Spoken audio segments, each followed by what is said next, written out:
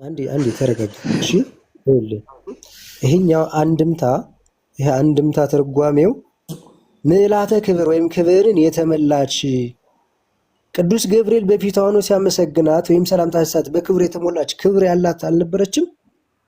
የቱ ጋ ነው የሚለው? ጸጋ ተሰጥቷታል። ጸጋ ነች ወይ አይደለችም? በል ነች ወይ አይደለችም? ጸጋ ተሰጥቷታል። እሺ የተከበረች አይደለችም? አንተ በምትለው መልኩ ግን አይደለም። ክብር የሞላብሽ የሚል የለም። ጸጋን እሺ እኔ በምንድን ነው የምለው? ወንድሜ ጸጋን የሞላብሽ ተብላለች። ኦኬ ጸጋ ነው የሚበልጠው ወዳጄ። ጸጋ ነፃ ስጦታ ነው። ነፃ ስጦታ ይኸውልህ፣ ነፃ ስጦታ እግዚአብሔር ለስራው የመረጣት ታላቅ እናታችን ነች። ምንም ጥያቄ የለም። ታላቅ ስትል የተከበረች ናት አይደለችም? በቃ ይኸውልህ እቺ እናታችን ጸጋ የሞላባት ነች። አንተ ግን ከታች ይኸውልህ ላዘጋጀኸው ነገር ስማኝ ዜድ ተረጋጋ። መጀመሪያ ጥያቄ መልስልኝ። ዝም ብለህ ታች ላዘጋጀኸው ነገር እንዲያመችህ ያዘጋጀኸው ነገር እንዲያመችህ ክብር ጸጋን የሞላብሽ ክብር የሞላብሽ ብለህ ክብርን ከየት አምጥተህ ተከተልከው ነው ያልኩህ። ቆይ እሺ ጥሩ አዳምጠኝ። እመቤታችን ቅድስት ድንግል ማርያም ጸጋን የተሞላብሽ እግዚአብሔር ከአንቺ ጋር ነውና ስትባል የተከበረች ናት አይደለችም? ጸጋን የሞላባት ነች። በቃ እሱ ጋር አሁን እዚህ ቦታ ላይ የእግዚአብሔር ቃል ያለውን ነው የምንለው። ስለ ክብር ስለምናምን የምናወራው ነገር የለም እዚህ ጋር። ለምን አታወራም እንዴ? እመቤታችን የተከበረች አይደለችም? ነው እናንተ የከተታችሁት ለምክንያታችሁ ነው። ከታች አለ። ቆይ ችግር የለም ውረድ አንብበው ቀጥል። ለምንድን ነው የምወርደው? ቆይ አይደለም መጀመሪያ ጥያቄ መልስ እንጂ እንዴ ዝም ብለህ አታደርስብስም። ዝም ብለህ አታደርስብስም። ለምን አላለቀም? ጥያቄ መልስ። አለቀ። የለም የምታሳየው ነገር የለም ማለት ቀጥል። ጥያቄን መልስ ሰውዬ። ክብር የሚላል ያነበብነው ውስጥ ክብር የሚላል እመቤታችን ቅድስት ድንግል ማርያም የተከበረች ነበረች። ቅዱስ ገብርኤል ጸጋ ሞልቶባታል። አለቀ በቃ አለቀ። ጸጋ ሞልቶባታል። ጸጋ ሞልቶባታል። ከመጽሐፍ ቅዱስ አትግባ ሁለታችሁም አንዴ አይደለም ቶኔ የሄድክበት ያለኸው መንገድ ልክ ስላልሆነ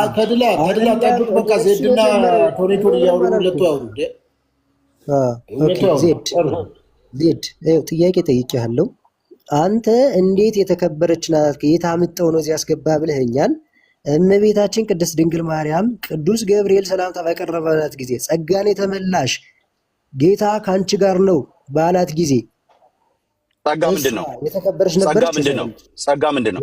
እኔ ጥያቄን ጠይቅ። መጀመሪያ ጥያቄ ጸጋ ምንድን ነው? ጸጋ ምንድን ነው? ጥያቄን መልስ። ነች ወይስ አይደለች? የለም እዚህ ቦታ እኔ አሁን ለአንተ መልስ ልሰጥ ነው መልስ።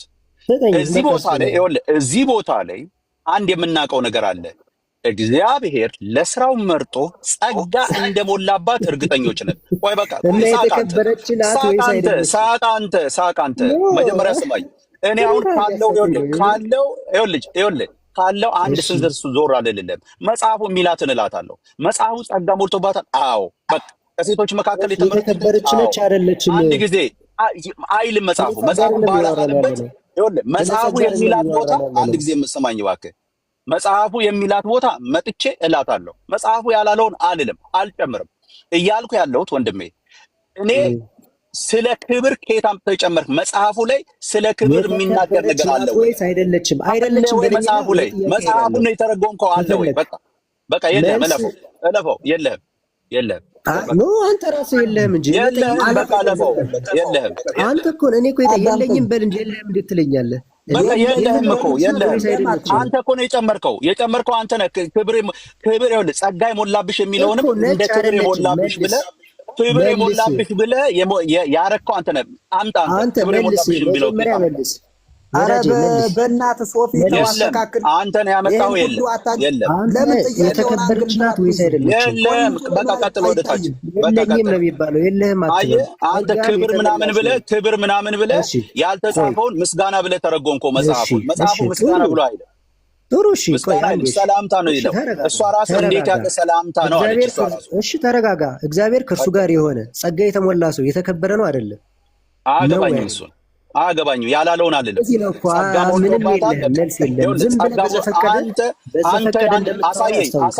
አሳየኝ ጸጋ የሞላበት አሳየኝ። ክብር የሚለውን ክብር የሚለውን እሺ ለማንኛውም አሳየኝ። ክብር የሚለውን አሳየኝ። በየትኛው ትርጉም ነው ክብር የሚለውን እዛ ውስጥ ያስገባው? ምልአተ ክብር የሞላብሽ ብለህ ያስገባው ኬት አምጥተህ ነው? አንተ አይንን በጨዋት መጀመሪያ መልስ። ጸጋን የሞላብሽ ይላል። ጸጋን የሞላብሽ ይላል። ክብርን የሞላብሽ የሚለውን ኬት አምጥተህ? አንተ የተከበርክን አይደለም።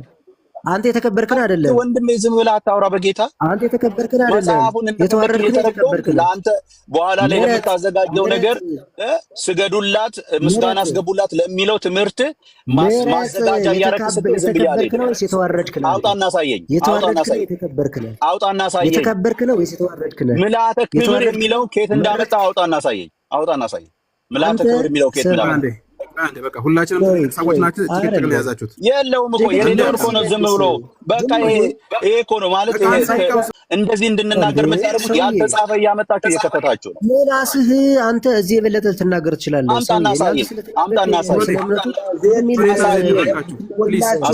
ምልአተ ክብር የሚለውን እንዳመጣ አምጣና አሳየኝ። ተረጋጉ። ወደ እየሄዳችሁ ነው። እዚህ ያለው ከጸጋና ከክብር ምን እንደሁሉ ገና ሳልጠይቀው ስለ ክብር ነው የጠየቁት። ምልአተ ክብር የሚለውን ብርጭናት አይደለችም።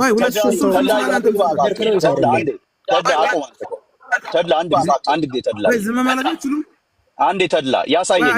ምልአተ ክብር የሚለውን እንዳመጣ ያሳየኝ።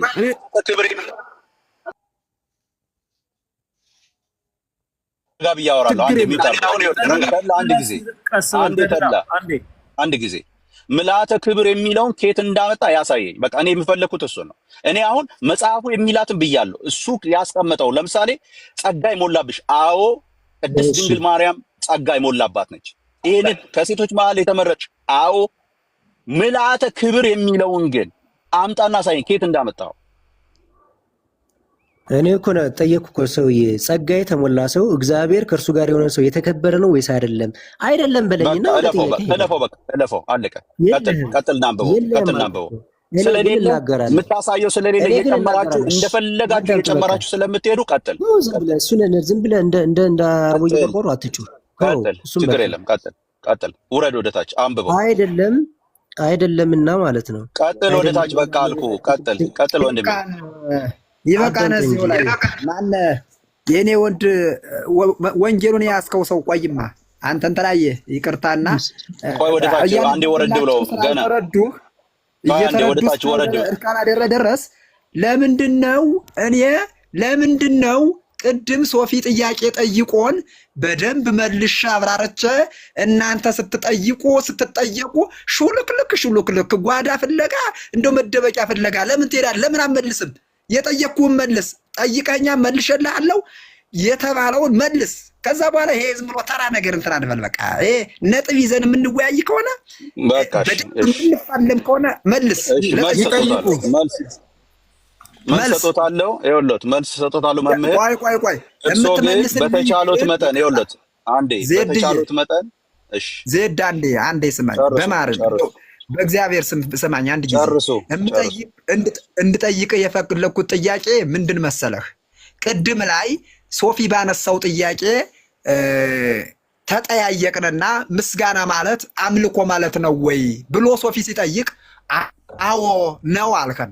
እሺ መምህር ሄኖክ ምን ትላለህ ሲለኝ አይ እኔ ደግሞ ምስጋና ማለት አምልኮ አይደለም። እንደዛ ከሆነ ማርያምን ብቻ ሳይሆን ገብርኤልንም ሚካኤልንም አመሰገንኩ ስል እያመለኩት ነው ማለት ነው። ይሄማ ተሳስተናን። ስለዚህ የምናመልከው ክርስቶስን ብቻ እግዚአብሔር አምላካችንን ብቻ ነው፣ ድንግል ማርያምን አናመልክም አልኩ። እናንተ ግን ታመልካላችሁ አላችሁ። አይ እንደዛ ከሆነ ምስጋና ማለት አምልኮ ነው ካልክ ምስጋና ማለት አምልኮ ነው የሚል መጽሐፍ ቅዱስ ክፍል እፈልጋለሁ። ድንግል ማርያም ደግሞ እኔን አመስግኑኝ እኔን አምልኩኝ ብላ የተናገረችበት ወይም ማርያምን አምልኩ የሚል በመጽሐፍ በየትኛው መጽሐፍ ላይ ካለ የኦርቶዶክስ መጽሐፍ ከሆነ ከዛ ካለ አሳየኝ ብዬ ሁለት ጥያቄ ጠይቄያለሁ። እናንተ ጠይቃችሁ ይመልሻለሁ። ይሄን መልሱልኝ፣ ወደ ሌላው እንቀጥል። ካልሆነ ግን ሶፊ በጥንካሬ ይሄንን ነገር ያዝልኝ። አሁንም የጠየቅኩት ጥያቄ ይመለስ፣ ወደ ሌላ አትሂዱ። በቃ እሺ አሁን ይስሙ። አንደኛ እርሶ የፈለጉትን መጽሐፉ ላይ ሲጨምሩ የሉቃስ ወንጌል ብሎ ማስረጃ ያመጡት ላይ የፈለጉትን ሲጨምሩ ከየት አምጥተው ጨመሩ ስሎት መልስ የለውም። ስለዚህ ትቼው አልፌያለሁ። አንደኛ። ሁለተኛ ለጠየቁት ጥያቄ ይሄንን እነዚህን ነገሮች መጽሐፉ የማይለውን መጽሐፉ በጭራሽ በመጽሐፉ ሐሳብ ውስጥ የሌለውን ነገር የምትጨምሩት ለምክንያታችሁ ነው። እንዚራ የረቡዕ እንዚራ ስብሐት ለምሳሌ እናንተ ያስቀመጣችሁት ላይ የረቡዕ እንዚራ ላይ ሙሽራው ትሆኝ ዘንድ ተብሎ ከዚህ ሐሳብ ጋር በተያያዘ የተጻፈው ጽሑፋችሁ እንደሚያሳየው ማርያም ሆይ ለአንቺ ስለ ጥንቱ ነገር ጽፍልሻለሁ፣ በአዲስ ምስጋና አመሰግንሻለሁ፣ አንቺ ለዓለም ሁሉ ፍጥረት የመጀመሪያ ሆነሻልና። ኦኬ ለጥበባዊ ስራ ሁሉ ፍጹም መሰረት ሆነሻል። ምሽትን የማታውቂ ንጋት ጠዋት ሆይ እግዚአብሔር በአንቺ ሰማይና ምድርን ፈጠረ እስከምትሉ ድረስ ድፍረት አግኝታችሁ ይሄ እዚህ ጋር ክብር ብላችሁ ያመጣቻችሁ በቪዲዮ አውጥቼ ላምበው። ከፍ አድርገኝ ሶፊ፣ ከፍ አድርገኝ። ታነብልኛለህ፣ እኔ ተረጉምልሃለሁ፣ አብራራልሃለሁ። ከፍ አድርገኝ ሶፊ። ቆንጆ። እሺ ቆንጆ። ምን ችግር አለው ታዲያ? ነው እንደዚህ ያውሩ። በጣም ደስ ይላል። እውነት እንደዚህ ያውሩ። ተከባብራችሁ። ቴንክ ዩ።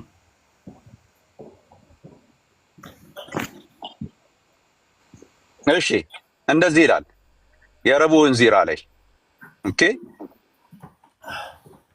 ሙሽራ ትሆኚ ዘንድ በመረጠሽ በእግዚአብሔር አብ ስም ከአንቺ ሰው ሊሆን በወደደው በእግዚአብሔር ወልድ ስም ማደሪያ ባደረገሽ በእግዚአብሔር መንፈስ ቅዱስ ስም እመቤቴ ማርያም ሆይ ለአንቺ ስለ ጥንቱ ነገር እጽፍልሻለሁ፣ በአዲስ ምስጋና አንቺን አመሰግናለሁ።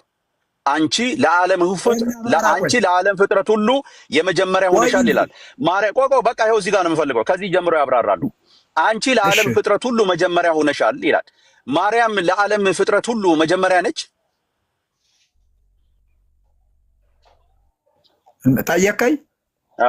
መጀመሪያ ነች። ቆይ አመሰግናለሁ። ያዘው ጎላ አድርገውማ ትንሽ አርቀዋን እንትን አድርገው ጎላ አድርገው። የኔ ትንሽ እንትኔ ጥሩ አይደለም። ምንድነው ስሙ ይሄ ካሜራዬ? እኔ ግን አነብሎታል። አንቺ ለዓለም ፍጥረት ሁሉ የመጀመሪያ ሆነሻል ይላል። ዋይ ወንድም አለም ማነ እንትና የቆየኝ እግዚአብሔር ይስጥልኝ። ግን በእውነት በእግዚአብሔር ስም ጠይቃችሁ ነገር እንደማመጥ ካልተደማመጥነ እንደሚንሿሿ ጸናጽል ነው ምን ሆነው ትርጉም አልባ እንዳንሆን አደራ። አሁን መጀመሪያ ከመጀመሪያው ሲደርስ ሙሽራው ተወይ ዘንድ በመረጠሽ በእግዚአብሔር አብ ስም ከአንቺ ሰው ሊሆን በወደደ በእግዚአብሔር ወልድ ስም ማደሪያው ባደረገሽ በእግዚአብሔር መንፈስ ቅዱስ ስም ይሄ ሁሉ የሚለው አሁን ሙሽራው ትሆን ዘንድ ማደሪያው ትሆን ዘንድ ለማን ነው ማደሪያውና ሙሽራው የምትሆነው? ይችን መጀመሪያ መልስልኝና አንዲት ቃል ብቻ ለማን ነው? ቀጥሎ እንጂ እርሶ እኮ ነች የሚያብራሩት። እኔ ነው እንደሚፈልግ አብራራ እኮ ነው መልስልኝና ማደሪያውና ሙሽራው ትሆን ዘንድ ለማን ነው ነው የምልህ። አብራሩ ቀጥሎ መልስ። ለማን ነው ማደሪያውና ሙሽራው የምትሆነው? አንተ እኮ ድፍስ ስላደረግኩ። ኧረ ቀጥሎ እርሶ ነው እኮ ለአብራራው ብለው አይደል እንዴ? እኔ ለአብራራ ላውጣው ያሉት። አብራሩት እንጂ አልፈርድብህም። እሺ ማደሪያውና ሙሽራው ትሆን ዘንድ የተመረጠች ለእግዚአብሔር ወልድ ለኢየሱስ ክርስቶስ ነው። ማደሪያው ትሆን ዘንድ ማደሪያው አይደለችም ካልከኝ እንግዲህ ክደት ነው። ሁለተኛ ቆይ በማርያም አንቺ ለዓለም ፍጥረት ሁሉ የመጀመሪያ ሆነሻልና ዓለም አዳምጠኝ በደንብ ዓለም የሰው ልጅ በኖህ ዘመን ጠፍቶ ነበር አልጠፋም? ንገረኝ። እሷ ለዓለም ሁሉ መጀመሪያ ነች ወይ ነው? በቃ ቀጥሎ። ኧረ አዳምጠኝ መጀመሪያ። ይኸውልህ ዓለም ምን አይነት ትርጉም አለው? ይሄ አንዳንድ ጊዜ ቅድም ያነሳውልህ ርዕስ በጎችና ፍየሎችን ያልኩህ የተቀደሰው ለውሾች አትስጡ የተባለ ለውሻ አይደለም። ውሻ ለውሻ ሳይሆን ምንም አይነት እምነት ለሌላቸው ሰዎች ለኢአማንያን ነው። እዚህም ደግሞ ለዓለም ሲል ዓለም ምን አይነት ትርጉም አለው ከተባለ እኔና እናንተ ሰው በጠቅላላ ዓለም ይሆናል። ዓለም ተብሎ ይተረጉማል። ዓለም ሰው የሚኖርበት ብቻ አይደለም። ዓለም ስትል አንተ የዓለም ሁሉ ሲል ከመጀመሪያው አይተህ ብቻ ልትተረጉም ትችላለህ። ዓለም ማለት ሰው የሚኖርበትም ዓለም ይባላል። እያንዳንዳችን ሁላችንም ዓለም እንባላለን። እውነት ነው። ድንግል ማርያም አንቺ ለዓለም ፍጥረት ሁሉ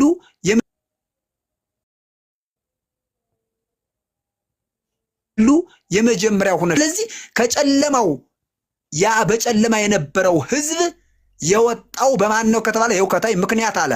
በድንግል ማርያም ምክንያት ነው። ለምን? ድንግል ማርያም ንጽሕት ሁና ስለተገኘች ንጽሕት ዘር ሁና ኢሳይያስ 9:1 ላይ 1:9 ላይ ከመሰዶም እንኮን ከመገሞራ መሰልነ እግዚአብሔር ኪያኪ እመያተረፈለነ እግዚአብሔር አንቺን ንጽሕት ዘር አድርጎ ባያስቀርልን ኑሮ እንደ ሰዶምና እንደ ገሞራ በጠፋን ነበር ብሎ የተናገረላት ኢሳይያስ ለድንግል ማርያም ዓለም ሁሉ ጠፍቶ ነበር። አዳምጥ፣ ዓለም ሁሉ ጠፍቶ ነበር፣ በጨለማ ውስጥ ነበር። ውሸት በድንግል ማርያም ያዙልኝ አንድ ጊዜ ያዙልኝ። ውሸት ነው። ለምንድን ነው ያወሩት? አዲስ ኪዳንን አይደለም ያወራው። አንዴ አዲስ ኪዳን አይደለም። አትግባ እባክህ። አንድ ጊዜ ውሸት ያልኩት ለምን ብሎ ጠይቁት። ውሸት ማርያም ይኸውልህ ምክንያት ነው። ስሟ ክርስቶስ ላይ ተገኝቶ ነው ዓለም ሄዳ ነው ወደደ ሚውታር ክርስቶስ ምክንያት ዲን ሆነች። መምህር አንዴ ውሸት የዋሹትን ውሸት አንዴ ዜሮ ነው። እውነት ነው። እኔ እስካሁን ድረስ ታግሼ በቃ እኮ ውሸት ለምን እንደሆነ ያውቃሉ። እርሶ አዲስ ኪዳን ነው ይሄ አሉ። አዲስ ኪዳን ነው። ይሄ አዲስ ኪዳን ነው። አዲስ ኪዳን ላይ የተጻፈ ነው። ዜድ አንዴ ተረጋጋሽ ወንድም።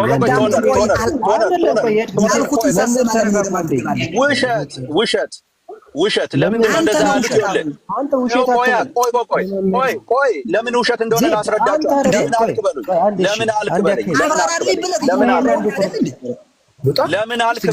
ለምን አልክ በሉኝ። በቃ ለምን አልክ ከሆነ ላስረዳችሁ። ሌሎቻችን ቆይ አንዴ አካሄዳችሁ ያዝልኝና አንድ ጊዜ ለምን ውሸት እንዳልኩ ላስረዳ። በቃ እኮ ልክ ነህ እኮ አካሄድ ነው የምነግርህ። አንዴ አካሄድ ነው አላደርግልህም። አንዴ አካሄድ ነው የምነግርህ።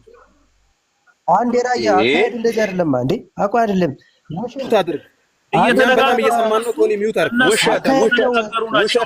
ውሸታቸው ይወጣል። ጸጥ አድርግ። ሚውት አድርገው። እሳቸው ከአዲስ ኪዳን ነው ብለዋል። ይኸውልህ በአዲስ ኪዳን ክርስቶስ ኢየሱስ አንዴ አካሄድ ነው። በቃ ያዘው እንዴ አንዴ ዝም በል። አካሄድ እኮ ነው የምነግርህ። አካሄድ ነው።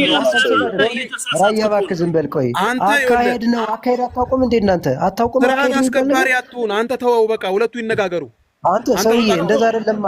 ሁለቱ ይነጋገሩ እና እንድንሰማ እኮ ነው እኛ ከጭቅጭቅ የወጣ እንድንሰማ። አካሄድ እስኪ መጀመሪያ ዝም በሉ። አንተ እኮ ነው ጭቅጭቅ ያዞርከው እንጂ እነሱ በትክክል እያወሩ ነበር። አካሄድ ነው የምናገረው። ስርዓት አላቸው።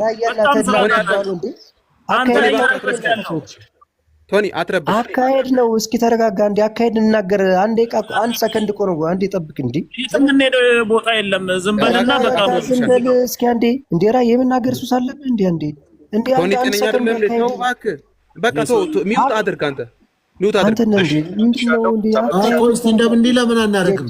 በቃ እስቲ አንዴ ቶኔቶርን እድል ስጡትና ምንድነው አካሄድ ከተፈለገ ምንድነው አካሄድ ነው ሊሄድልን ነው። እስቲ ቆይስ ስሙ። ምን አለ ከመስማት አይጎልም እኮ። ምንድነው ችግሩ? ቆይ በእግዚአብሔር ስም አንዴ በቃ እስቲ አካሄድ ምንድነው? እሺ እንስማ እንጂ አንተ ራያ እያወራው ያለ አካሄድ ነው ስትለኝ እቆማለሁ። አካሄድ ስለሆነ ማስተካከያ ነው የምትሰጠው። በቃ አለቀ እንጂ ሀሳብ ልሰጥ አይደለም። አካሄድ ካልኩ እሺ ነው የምባለው። እንዴ ዜድዬና መምህር ስታወሩ ይኸውላችሁ አንድ ሰው መነቃቀፍ የለበት። ለምሳሌ ውሸት አትበል። ለምሳሌ እኔ አሁን መምህር ዜድን ቢጠይቁት ዜድ ለራሱ ሀሳብ ውሸት ብሎ ሊናገሩ አይገባም መምህር። ምክንያቱም የራሱ ሀሳብ ወይም ደግሞ ራሱን የሚያውቀው ስለ ኦርቶዶክስ መጽሐፍ አንጥተህ እርሳቸውን እንዲያብራሩ ነግረህ ውሸት ልትል አችልም። ምክንያቱም ስለ መጽሐፉ ከሳቸው የበለጠ ልታወራ አችልም። ለምን አልክ ነው የሚባለው? አልቀበልም ማለት ትችላለህ። ውሸት ግን ማለት አትችልም። በቃ ለምን አልክ በለኝ። ውሸት ነው ፊት ለፊታችን ላይ የዋሹ ያሉት። ለምን እሳቸው የዋሹት ምን ብለው ነው? አሁን አንተ ቆይ በቃ ጠየቀኝ። ይኸውልህ እሳቸው ሲሉ ከአዲስ ኪዳን ነው አሉ። ይኸውልህ አዲስ ኪዳን ነው አሉ። አዲስ ኪዳን ነው።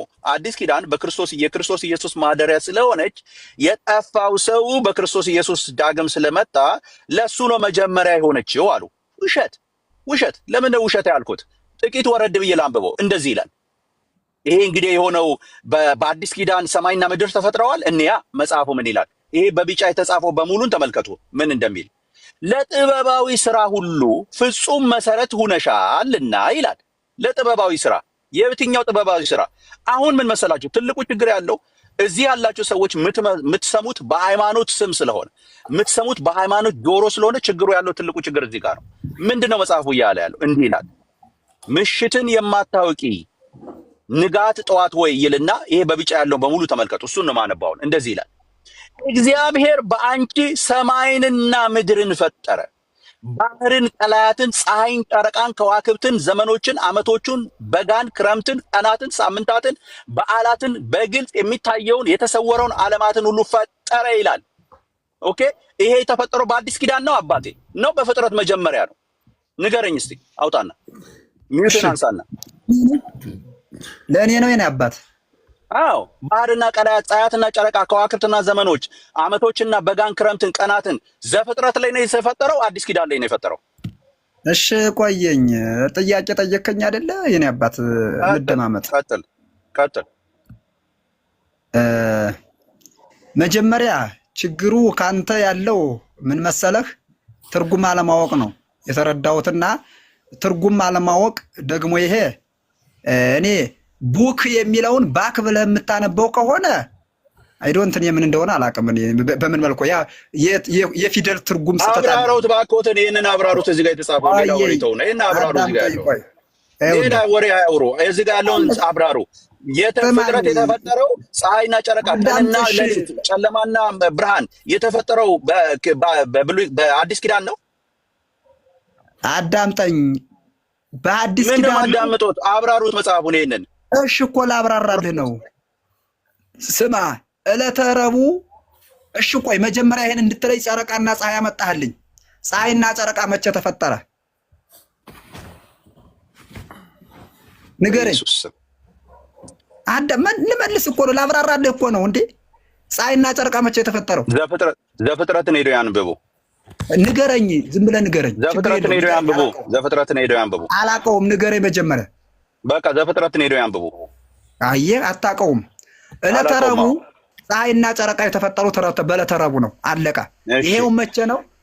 አዎ በብሉይ ኪዳን ነው። በብሉይ ኪዳን ስንል እንግዲህ ብሉይ ኪዳን ራሱ ተው። በአዲስ ኪዳን በእመቤታችን ፀሐይና ጨረቃ በአንቺ ተፈጠሩ ሲባል ፀሐይ የተባለ ክርስቶስ ነው። አዳምጠኝ ቆይ። ፀሐይ ክርስቶስ ነው። የማይጠልቀው አሁን የማጨልሚ ክርስቶስ በሷ ተፈጠረ። ክርስቶስ በሷ ተፈጠረ። ወይ አዳምጠኝ። ክርስቶስ በሷ ተፈጠረ። ተወልዷል አልተወለደም የሚለው እግዚአብሔር በአንቺ ሰማይና ምድርን ፈጠረ ነው የሚለው። ፀሐይና ጨረቃን ፈጠረ ነው የሚለው። ፀሐይ በማርያም ማለት ኢየሱስ በማርያም ተፈጥሯል። ፀሐይ በሷ ከተፈጠረ ክርስቶስ ከድንግል ማርያም ተወልዷል አልተወለደም? ተፈጥሯል ወይ? በሷ ተፈጥሮ ነው። ተወልዷል አልተወለደም? አዳምጥ ቆይ። ስለ ውልደት አላወራሁም። በማርያም የተፈጠረ ኢየሱስ አሎት። በማርያም የተፈጠረ ኢየሱስ አሎት። አዳምጠኝ። አንተ የማታውቀው ኢየሱስ አንቺ ተፈጥሯል። በአንቺ ተፈጥሯል ነው የሚለው። በማርያም የተፈጠረ ነው ኢየሱስ እያሉ ነው። ጨለማው ሁሉ ዓለም በድንግል ማርያም ነው እንደ አዲስ የተፈጠረው። አዳምጠኝ። የጨለማው ዓለም በኢየሱስ ስም፣ ኧረ በኢየሱስ ስም አዳምጣው ነው። እግዚአብሔር ይገስጻችሁና የዓለም ብርሃን ኢየሱስ ነው ማርያም ነች? የዓለም ብርሃንማ ከአንተ ጠንቅቅ አድርጌን ያውቀዋለሁ ክርስቶስ ነው። ግን የዓለምን ብርሃን ያስገኘችው በሷ በራ ያሉት ኬት አምጥተው ነው? አዳምጥ። በሷ ተፈጠረ ሳይሆን ተወለደ ነው። በሷ በራ ያሉት ኬት አምጥተው ነው ታዲያ? ይኸው ፀሐይና ጨረቃ ተፈጠሩ ሲል ማን ናቸው ከተባለ ይኸውልህ ሐዋርያት፣ ሊቃውንት፣ ካህናት፣ መምህራን እነዚህ ሁሉ ዕውቀትን አገኙብሽ። እነዚህ ሁሉ ከአንቺ በተወለደው በክርስቶስ የክርስቶስን አገልጋዮች ናቸውና እነሱ ሰማይና ምድር ማለት የትኛው ነው? ሰማይና ምድር ምንድን ነው? ሰማይና ምድር ኧረ እባክህ በፈጠረ ስም ሰማይና ምድር ተፈጥሮባታል። ሰማይና ምድር ተፈጥሮባታል። አዎ ተፈጥሮባታል። አዳምጣ። ይኸውልህ ቆይ አዎ ይሄ ወደ አምልጠህ ትሄዳለህ። በቃ አምልጠሃል፣ ሂደሃል። ሰማይና አለን እኮ አለን። ሰማይና ምድር በማርያም አልተፈጠረም። ስለዚህ ምን ጋር ነው መጽሐፍ ቅዱስ ላይ ሰማይና ምድር በማርያም የተፈጠረው? እያንዳንድሽ ማንም በል ትንጫጫለህ። ድንግል ማርያም ግን የጌታ እናት ናት። ድንግል ማርያምን ግን ምስጋና መላእክት አመስግነዋታል። ሰማይና ምድር አባት መምህር አንዳችን ያህል አትራመዱም። በቃ ሰማይና ምድር በእርሷ ተፈጥሯል። መምህር ሰማይና አመሰግናለሁ። ከእንግዲህ በኋላ ምድር በእሷ ተፈጥሯል። አልፈልግም። ሰማይና ምድር በእሷ ተፈጥሯል። ክበርልኝ ሶፊ። እኔ አሁን እነሱ በእርግጠኝነት ሸሽቶ ሄደ እንደሚሉ አውቃለሁ። እነሱ ግን ትንሽ እንኳን እውቀት እንደሌላቸው ስለተረዳሁ ሸሽተው ነው የሄዱት። እንደሆኑ ስላወቅኩኝ ኦርቶዶክሳውያን በሙሉ እንጂ በደንብ ሸሹ። ሰማይና ምድር በእርሷ ተፈጥሯል። ሰማይና ምድር በእርሷ ተፈጥሯል። ሸሹ፣ እየሸሹ ነው። ሁለተኛ አንዴ ለመምህር ይድገሙልን። አልተሰማኝም። አንድ ያጣ ነው። አንዴ እባክህ እሳቸው ኮንፈርም ያድርጉልን። ሰማይና ምድር በእሳቸው ተፈጥሯል ወይ? ከመጀመሪያው አንስቶ ያብራሩት መጽሐፉና ከዛ በኋላ ጥያቄ ታለ ትጠይቃለህ። እስቲ እድል እንስጣቸው። ይጠይቅ እሳቸው ለመምህር አንድ ጊዜ ባካቸው የመጣውን መጽሐፍ ያብራሩትና ከዛ በኋላ እንትን ይበል። በቃ ሰማይና ምድር በእሷ ከተፈጠረ ተፈጥሯል ይበሉኝ። በቃ ወጡ አይደል? የለም ስለሌለ የለም። እንደዚህ ቢወጡ ይሻሉታል። እንደዚህ የሌለ ነገር ይዘው እዚህ ከሚዳክሩ ቀደም እኮ አስሙኝ ራሱ ወደ ሀሳባቸው ልመጣ ነበር። እስካሁን ስለማወራው ለምን መሰለ አቅማችሁ በላይ ሆኖ ነው። ምንም ማድረግ አይቻልም። እንግዲህ አይደለም ይኸውልህ አንተ እሱን አይደለም ዋናው ቁም ነገር ሲጠየቁ መልስ መስጠት አቅቷቸዋልና አይደለም ማምለጣቸውን በመሀል እየገባ እናንተ ይገስጻችሁ እናንተ ምናምን ማለት ምንም አይነት ነው የለ። እንደዚህ እድል መሰጣችሁ እንደው ለዚህ ነው አሁን እኮ ካቶሊኮች እኮ አስወግደዋል አሁን። ስለዚህ ወሰደና ካቶሊክና ተከተል ታዲያ ራይ 10 የካቶሊክ ስለዚህ አሁን አስወጥተዋልና ቀጣዩ እንግዲህ ወደ እናንተ ጋር መምጣቱ አይቀርም ልል ነው ነው እንግዲህ ምን ማድረግ ይቻላል? አታስብኛ አታስብ። አሁን እናንተ እኛን የምታስቡት እናንተ የምትከበሩት እኛን ለምን እንደዚህ እንደምትሉ ስለገባኝ ነው። ኦሬዲ መግባባት ሁሉ አይቻልም። ስለዚህ መጽሐፍ ቅዱስ ብቻ ለሚል እንደፈለጋችሁ ሐሳብ ለምትሰጡ ሰዎች ይሄ አይገባችሁም። ምንም ያልሳቸው ቢነግሯችሁ አይገባችሁም። ምክንያቱም አንድምታ ትርጓሜ ያለው እሱን አትቀበሉም። እሳቸው እያወሩ ያሉ ስለ አንድምታ ትርጓሜ ነው። ስለዚህ እናንተ ደግሞ ያን አትቀበሉም። ታዲያ እንዴት ነው መግባባት የሚቻለው? ስለዚህ በዚህ ሁኔታ ብዙ ጊዜ እንኳን ከመጽሐፍ ቅዱስ ቀጥታ የሆነ ነገር ጠይቂያችሁ እንኳን እኔ አልመለሳችሁልኝም። ምክንያቱም እናንተ ስትፈልጉ ብቻ ራሳችሁ ተረጉማላችሁ፣ ስትፈልጉ ብቻ አይተረጉም መጽሐፍ ቅዱስ። ከመጽሐፍ ቅዱስ የወጣ ትርጉም ትሰጣላችሁ። ማን ነው የተረጎመው ስለ ራሳችሁ ተረጉማላችሁ። ከዛ በወጣ ወይም በዘለለ ሁኔታ ደግሞ አይ መጽሐፍ ቅዱስ አይልም ብላችሁ ደግሞ የፈለጋችሁበት ይሆናል ማለት ነው። ስለዚህ ከመጽሐፍ ቅዱስ የወጣ ትርጓሜ የተረጎመው እኛ ነን ወይስ እናንተ? እሺ ተድላ ድጋሜ ልጠይቅህ። የተጠየቀው መች መለስክ? ምስኩነሽ የሚለውን ተረጎማችሁ ብቻ ብለን አናምንም። ወዳጅ አባቶች ተረጎሙልን አለ። ይኸውልህ አዳምጥ፣ አጭር ቃል ልንገርህ። ስለኔ አይደለም ስለአንተ ነው ያወራሁት። እኔም አዳምጥ። ስለኔ መጽሐፍ ቅዱስ ላይ ታገኘኛለህ። እኔ እኮ አንድ ሰንበሪ ነኝ። አዳምጥ። መላእክት ማርያምን ያመሰግኗታል አላችሁ።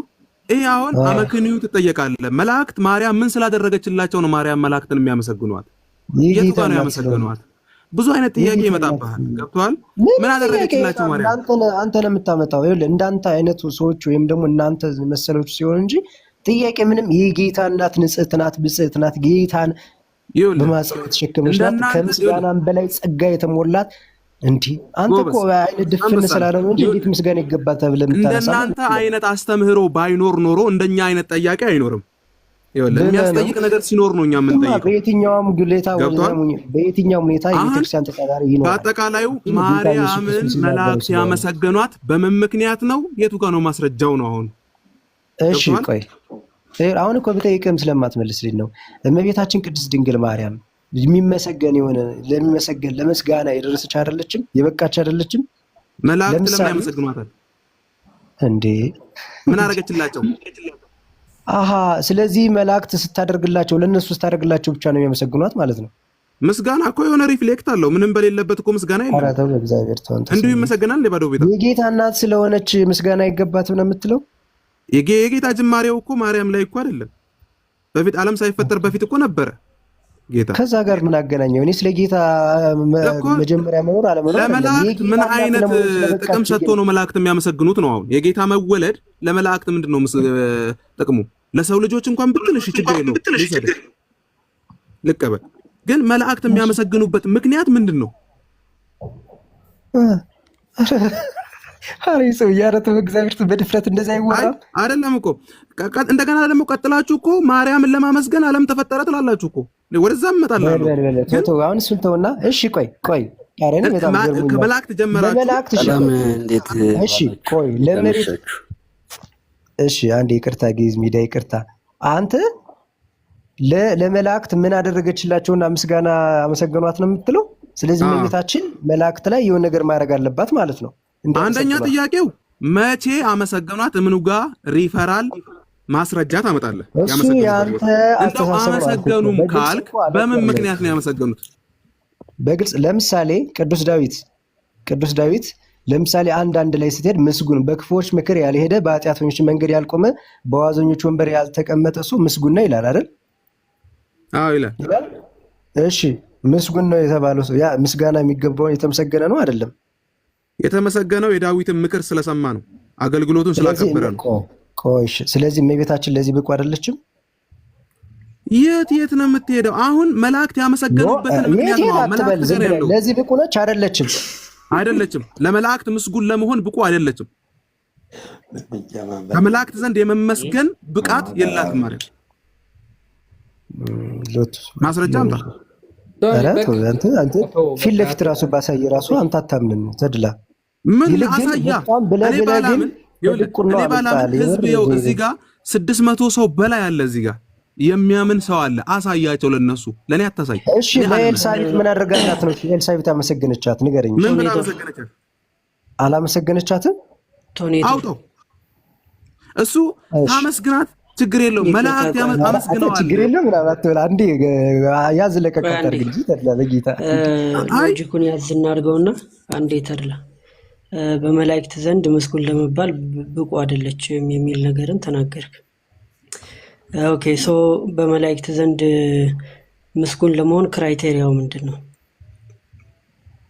በመላእክት ዘንድ ምስጉን ለመሆን በመላእክት ዘንድ የተመሰገነ እግዚአብሔር ብቻ ነው የሚመሰገነው፣ እግዚአብሔር ብቻ ነው። መላእክት ያመሰግኑ ዘንድ ክራይቴሪያው ምንድን ነው? እሱን መላእክትን ትጠይቃለህ። ግን መላእክት አንተ ስለተናገርክ አንተ ኤቪደንሱን አቅርብ አይሻልም?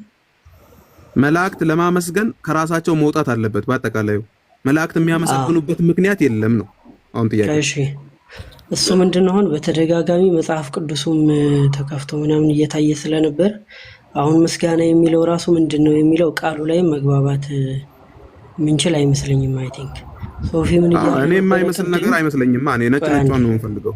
ሶፊ ምን ይያለህ ነበረ ቅድም? እንደው በችግር ጊዜ የደረሰልኝን ሰው እንኳን ላመሰግነው እችላለሁ አለ። ለሱ ሲሆን ችግር የለብህም። ለችግር ጊዜ የደረሰልህን ሰው ለማመስገን ችግር የለብህም። ለድንግል ማርያም ሲሆን ችግር አለብህ ነው። እሱ ነው የታየኝ። ኮዝ ምንድነው ውሃ ጠምቶኝ ለሰጠኝ ሰው አያደመጡኝ ወልደ ቂርቆስ እኔ እያልኩ ያለው ለችግር ጊዜ ማርያም ለየትኛው መልአክ ነው ለችግሩ ጊዜ ቆመችለት? እሺ አሳያለሁ እሱን ከምን አንፃር እንደምናገር። የትኛው መልአክ ችግሩ እንዳወጣችሁ አሳየኝ። አውጣው ነው አሁን ነው አውጣው። እሺ በኋላ የሚቆይ ነገር የለም። ብዙ ሰው ጊዜውን አባክኖ እየሰማ ስላለ አውጣው። አዳምጣ እንዴ። ግን እዚህ ጋር ምስጋና ስንል ቅድም እንዳልከው ሶፊ እንደተናገርከው ስላልክ ሕያው ለሆነው ነው አይደለ? ቴንኪው መባባል ምላሽ ለሚሰጥ ነው አይደለ? ቴንኪው የምትለው ግን ሕያው ላልሆነ እንዴት አድርገ እንዴት አድርገ ምስጋና ልሰጥ ትችላለህ? እሺ ይሄን ጥያቄ ቅድምም ጠይቀሃል፣ እየሰማው ነበር። አይ ቲንክ እንዴት አድርገ ምስጋና ልሰጥ ትችላለህ?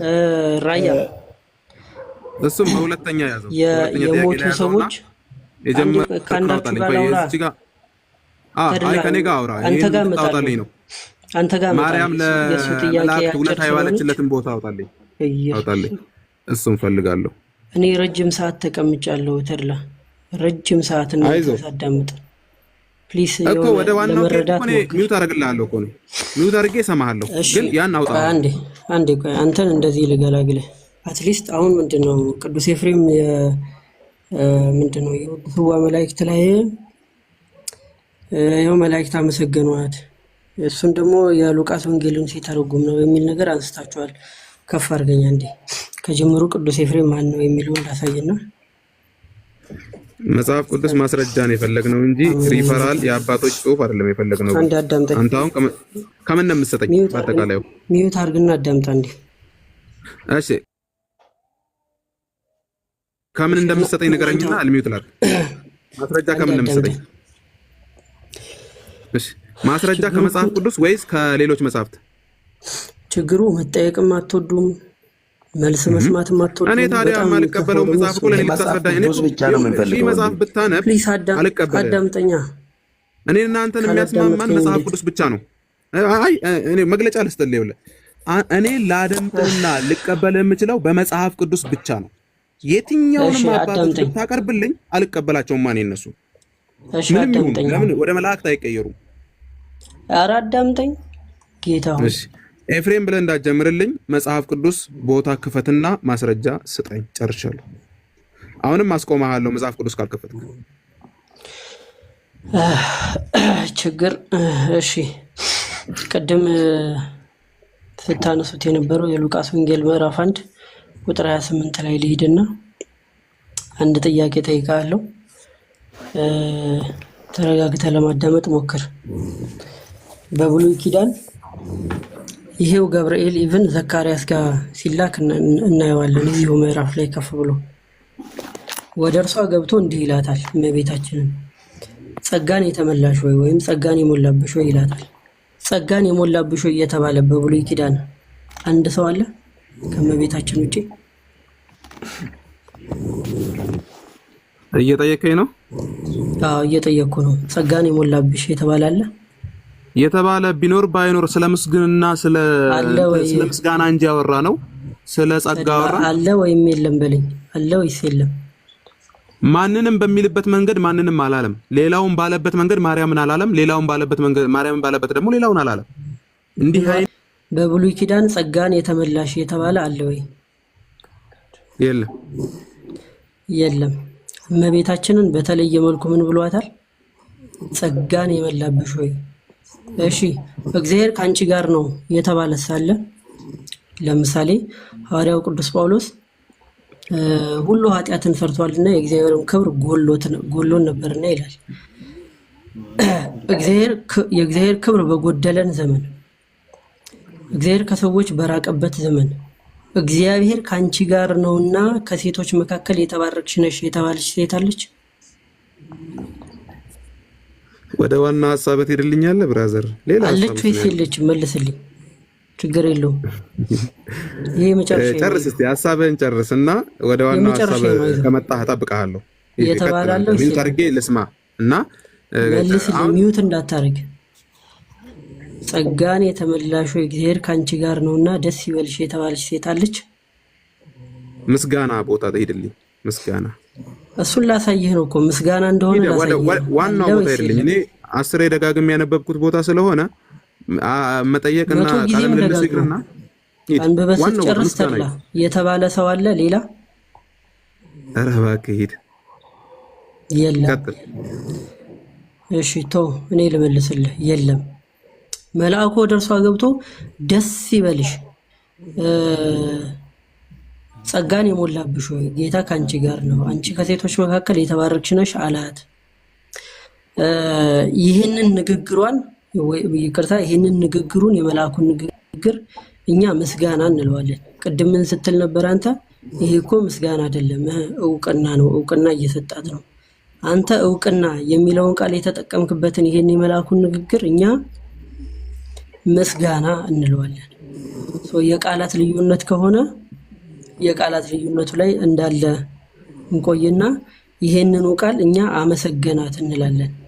ከምን ተነስታችሁ በቀደመችው ቤተክርስቲያን እንዲህ ያለ ትምህርት አለ ወይ ከተባለ ኦፍ ኮርስ አለ። ለምሳሌ አንድ አባት ልጠቅስ ይችላሉ። 3ኛው መቶ ክፍለ ዘመን ያለ አሁን ያነሳችሁት አባት ቅዱስ ኤፍሬም። ቅዱስ ኤፍሬም በካቶሊክ ቸርች፣ በኢስተርን ኦርቶዶክስ፣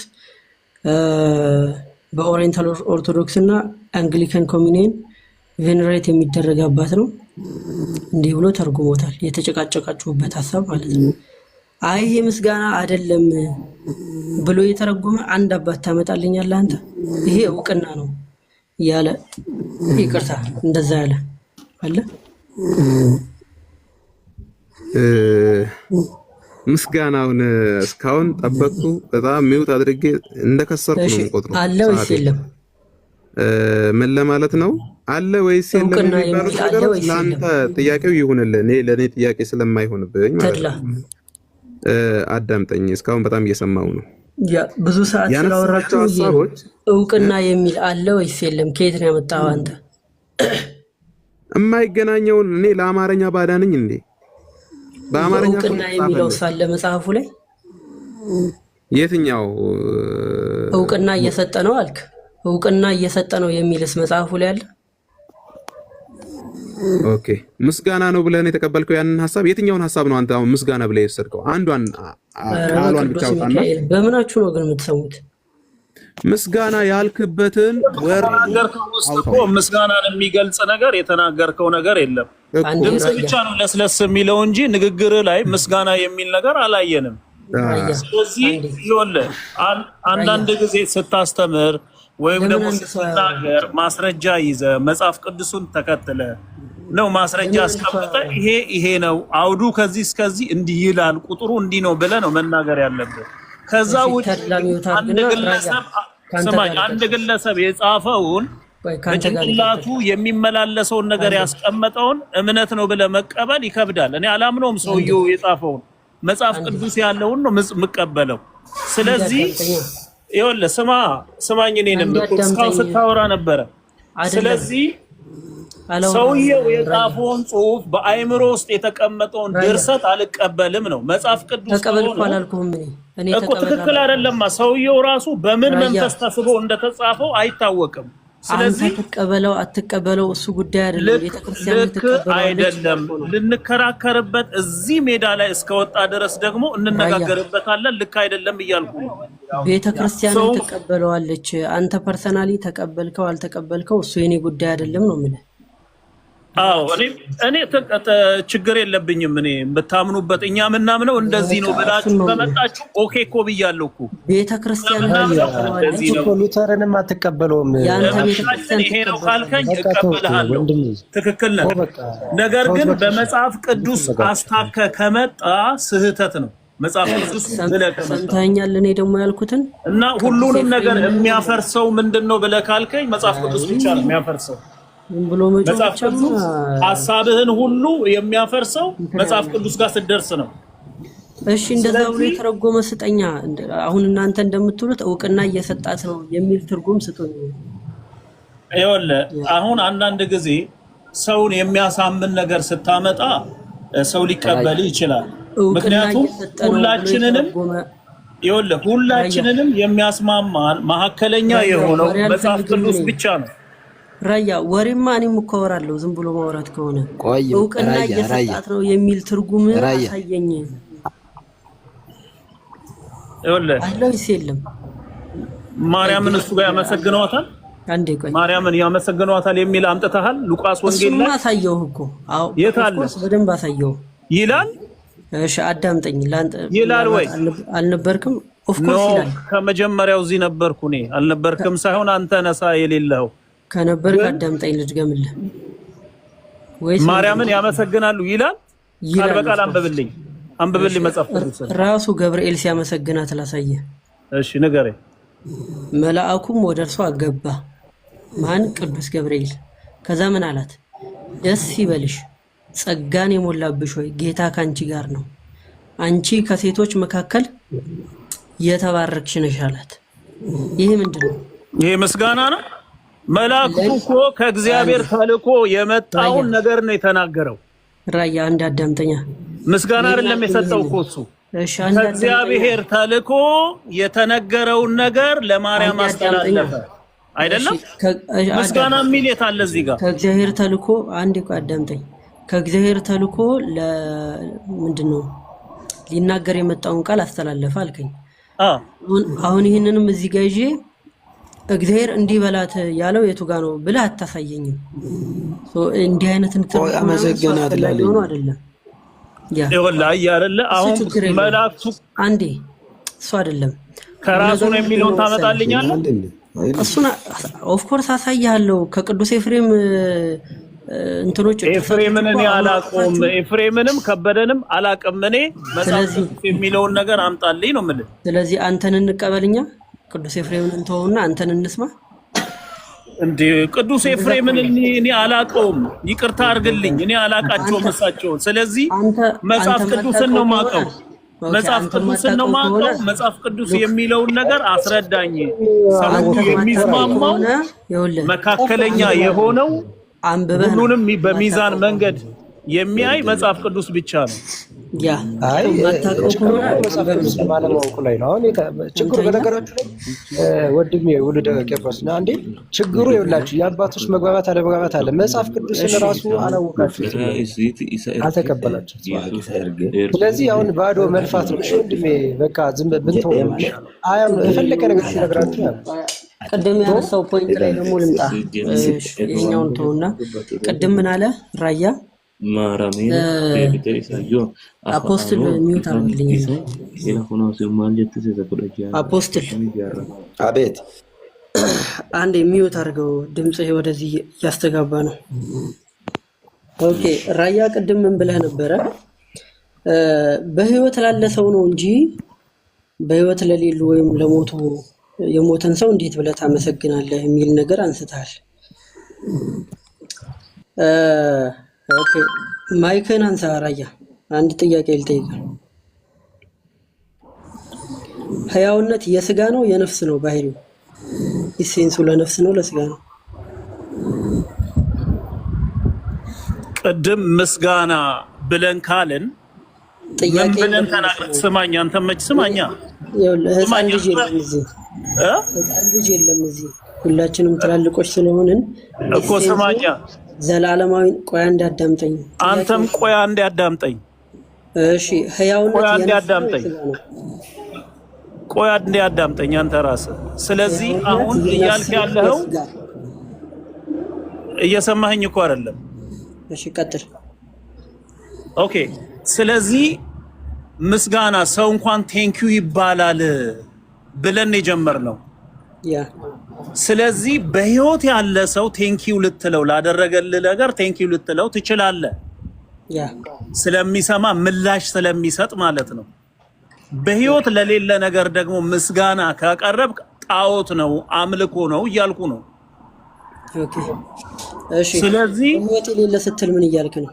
የማይዳሰስ የማይጨበጥ እያልክ ነው? በህይወት የለችም ማርያም ሞታ ተቀብራለች አይደለ? ኢየሱስ ግን ተነስቷል። ይሄንን ታምናለህ? አንዴ ታምናለህ? ኦፍ ኮርስ ታምናለህ? በሶስተኛው ቀን መነሳቱን ታምናለህ? እንኳን እኔ አንተም ታምናለህ። ስለዚህ ማርያም ሞታ ተቀብራለች አይደል? ራያ የሚንቀሳቀስ እንትን አላት። ምንድነው እሱ? በህይወት ምንድነው?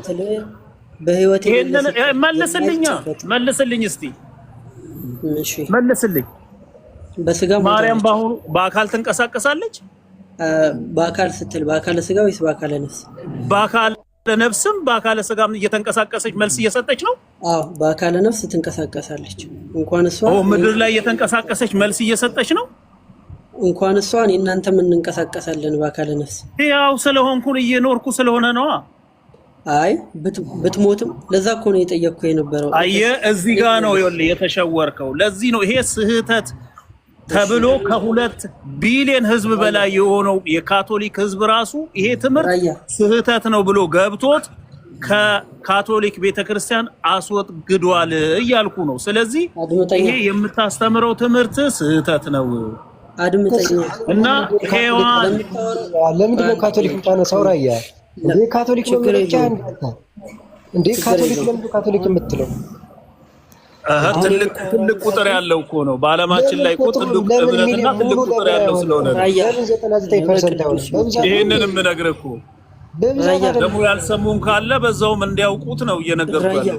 ስለዚህ ሄድና ካቶሊክ ተዘለቀ አንተም ጨምርላቸውና ቁጥራቸው ይብዛ። ምን ችግር አለ? ራያ አንተ በብዛት ነው እንዴ ሃይማኖት እንትን የሚለው? ይኸውልህ ለጠቅላላ እውቀት መናገር እኮ ትክክል አይደለም ብሎ አይወሰድም። አራት ነው ለአምስተኛ ጊዜ ነው ስጠቅሰው ሰማ። አንተ ለምን ነገር መለኪያ አሁን መልስለት እሱ ጥያቄ። ቆይ ግን ሕያውነት ኤሴንሱ የነፍስ ነው ሰማማት አይቻልም እንዴ? ያ ተቸገርን እኮ ውሉደ ቄርሎስ አቤት ውሉደ ቄርሎስ ቆይ አሁን ክርክር አይደለም ማለት መስማት ሲኖር ነው መናገር የሚቻለው። እና መጀመሪያ ከላይኛው ዘማሪ ከሚለው ጋር ነው እየተነጋገራችሁ ነበር። አሁን ራያ ለምትጠይቀው ጥያቄ መልስ ሳሰጥ ሌላ ጥያቄ ተመልሳለህ። መቼ መልስ ጠይቀ? ምን መልስ የሚያሰጥ ጥያቄ ጠየቀ? እስቲ መቼ ጠየቀ? ምን ጠየቀ? ፍሬ ያለው ነገር ምን ተነገረ? ስማኝ ጥያቄ ነው። አሁንም እንደዛ ከሆነ ሕያውነት ወይም ዘላለማዊነት ኢሴንሱ የስጋ ነው የነፍስ ጥያቄ ይሄ ነበር። ልመልስልህ? አዎ በጣም ጥሩ። ስለዚህ አዳምጠኝ። አሁን ይኸውልህ ቅድም ምስጋና ስንል ምስጋና ነው የሰጣት። ራያ ጥያቄ እየመለስኩልህ እኮ ነው። ለምን እንደምትጨነቀው? እኔ ለምን ስለ ምስጋና ታነሳለህ? እሱ አይደለም ጥያቄ። መነሻችን ምስጋና ነው አይደለም? የሉቃስ ወንጌል ላይ ያለውን ነው መነሻችን። እሱን አይደለም ያልኩት። እሱን ዘግተነዋል። እሱን አይደለም ያልኩት ጥያቄ እሱን። ስለዚህ መጽሐፍ ቅዱስ ላይ የለም ተሳስተናል ብለህ ትተዋል እሱን። አረ በቅዱስ ሚካኤል አዳምጠኝ። ተሳስተናል ካልክ ልክ ነው። እሺ ራያ ምን ነው ይመች አባቴ። ለምንድን ነው እድሜን የምትናገረው? ስምክን ስትጠየቅ እድሜን አይደለም የምትናገረው። ጥያቄን ሰምተኛል። ምንድነው ማርያም ምስጋና የምትለው? አይደለም እንዴ? ተረጋጉ። እኛ እኮ እየተማማርን ነው አይደለ? ግን እውቀት የሚሰጥ ነገር ነው ማስቀመጥ ያለብን አይደል? ራያ የተጠየቀውን ጥያቄ ለምንድን ነው ቀጥታ ማትመልሰው? ተጠይቀሃል ጥያቄ ቀጥታ መልስ። ማትችል ከሆነ አልችልም በል። ለምን ታደርቃለህ? ኖ በቀጥታ እኮ ነው የመለስኩት። እሺ ምንድነው እሱ በቀጥታ የመለስከው? የነፍስ ነው የስጋ? ሕያውነት ሕያው ካለን ምስጋና የምሰጠው ለሕያው ለሆነው ነው። በነፍስም አልጠየኩም ለማለት በነፍስም በስጋም ላለ ሰው ነው አላልኩም። ማንን ቴንኪው አላልኩም። እና እያመለክ ነው። ቀጣይ ማነሳው ነጥብ ገብቶ ነው። ቀጣይ ማነሳው ጥያቄ ምናምን። ስለዚህ በስጋም ላለ እኔ መልስ ስጠኝ አይደል ያልከው? እሱን እኮ ነው የሰጠው። ጥያቄ ምንድነው? ራያ ጥያቄን እኮ ነው የመለስኩት እኔ። ኦኬ ኤኒዌይስ እሺ፣ ለማንኛውም ደህና ደሩ። በቃ አባቴ ራያ ታውቃለህ፣ ከዚህ በኋላ ምን ሊጠይቅ እንደሚችል ስላወቅክ ቀድመህ ነው። ኖ ምንም የሚጠይቀኝ ነገር የለም፣ ፍሬ ያለው ነገር የለም። እንዴ አንተ ሕያውነት የነፍስ ነው ወይስ የስጋ ነው ሲል የስጋ ወይ የነፍስ እኮ ሌላ ምን እኮ የሚያስፈልገኝ? ለምን ያስመርጠኛል? ትክክል አይደለም ጥያቄው ራሱ። እና የምንድን ነው ሕያውነት? ሕያው ብለህ የምታነሳው እሺ፣ ለምሳሌ ስጋውም ያለ የሚንቀሳቀስ ነገር አንድ ግዑዝ ነገር እንዴት አድርገህ ሕያው ልትል ትችላለህ? መች አለ? እንደዛ አይደለም ያለው። ሲጀምር እግዚአብሔር አምላክ እኔ የሕያዋን አምላክ ነኝ ይላል። ስለዚህ ሕያዋን ለሆነ አምላክ ከሆነ ቴንኪው ለማለት እንኳን ስለ ቴንኪው ሕያው መሆን ይኖርበታል አይደለ? ይሄ እኮ ትክክለኛ መልስ ነው እኮ።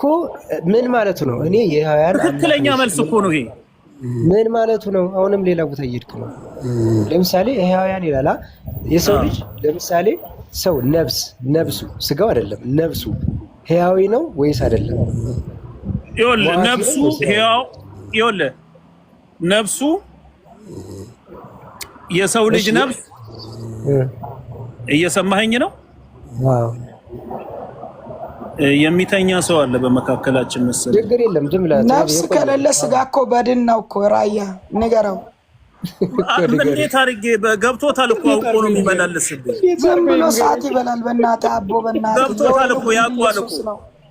ከኢየሱስ ጋር ተጣበቁ አቦ። ዝም ብላችሁ አቦች እንዴት ይንገረኝ? አይደለም በቃ እኮ እዚህ ጋር ቀላል እኮ ነው የሆነ ነገርኩ። በቃ ምንድነው? በቃ አይደለም አሁን ዞሮ ስጋ በድን ነው ልንገርህ። እኔ በቃ በዚሁ መንና በቃ እረፍ። አንድ ሰው ሲሞት ነፍሱ ሕያው ነው የሚሆነው ከስጋው ጋር ነው ነፍሱ አብሮ የሚሞተው።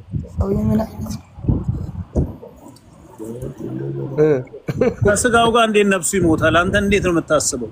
ስለዚህ ሕያው ነው ማለት ነው። አንድ ሀሳብ ብቻ ልስተው እንዳውም ለራያ ብዙ ጊዜ ስለሚያነሳው ለቶኔ ማለት ነው። ቶኔ ለክራያ ጋር ማውራት የፈለኩት የመጨረሻ ይኸውልህ ለወደፊትም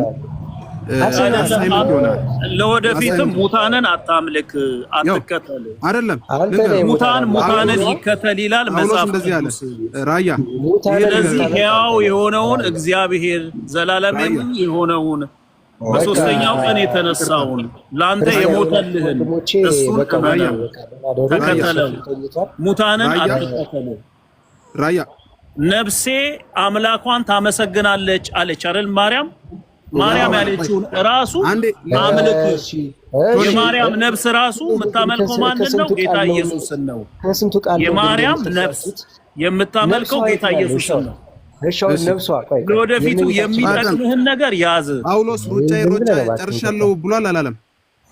ጳውሎስ ሩጫዬን ጨርሻለሁ ያለው ጳውሎስ ሩጫውን የጨረሰው ሊያበቃ ነው እንዴ? ሊያበቃ ነው ማለት እና አሁን እያስተማረ ነው ጳውሎስ እያልክ ነው? በዚህ ሰዓት እኮ ሩጫዬን ጨርሻለሁ አለ እኮ የምድር ላይ ያለውን ነው። ስለዚህ እያስተማረ ነው ልትለኝ ነው ጳውሎስ? ጳውሎስም ልክ እንደጨረሰው ማርያምም ጨርሳለች። ኧረ ከሰማይ የወረደው እንጂ ኢየሱስን ብሉትና በቃ ጨርሷል ነው እኮ ተዘጋ እኮ 4 ነጥብ ነው።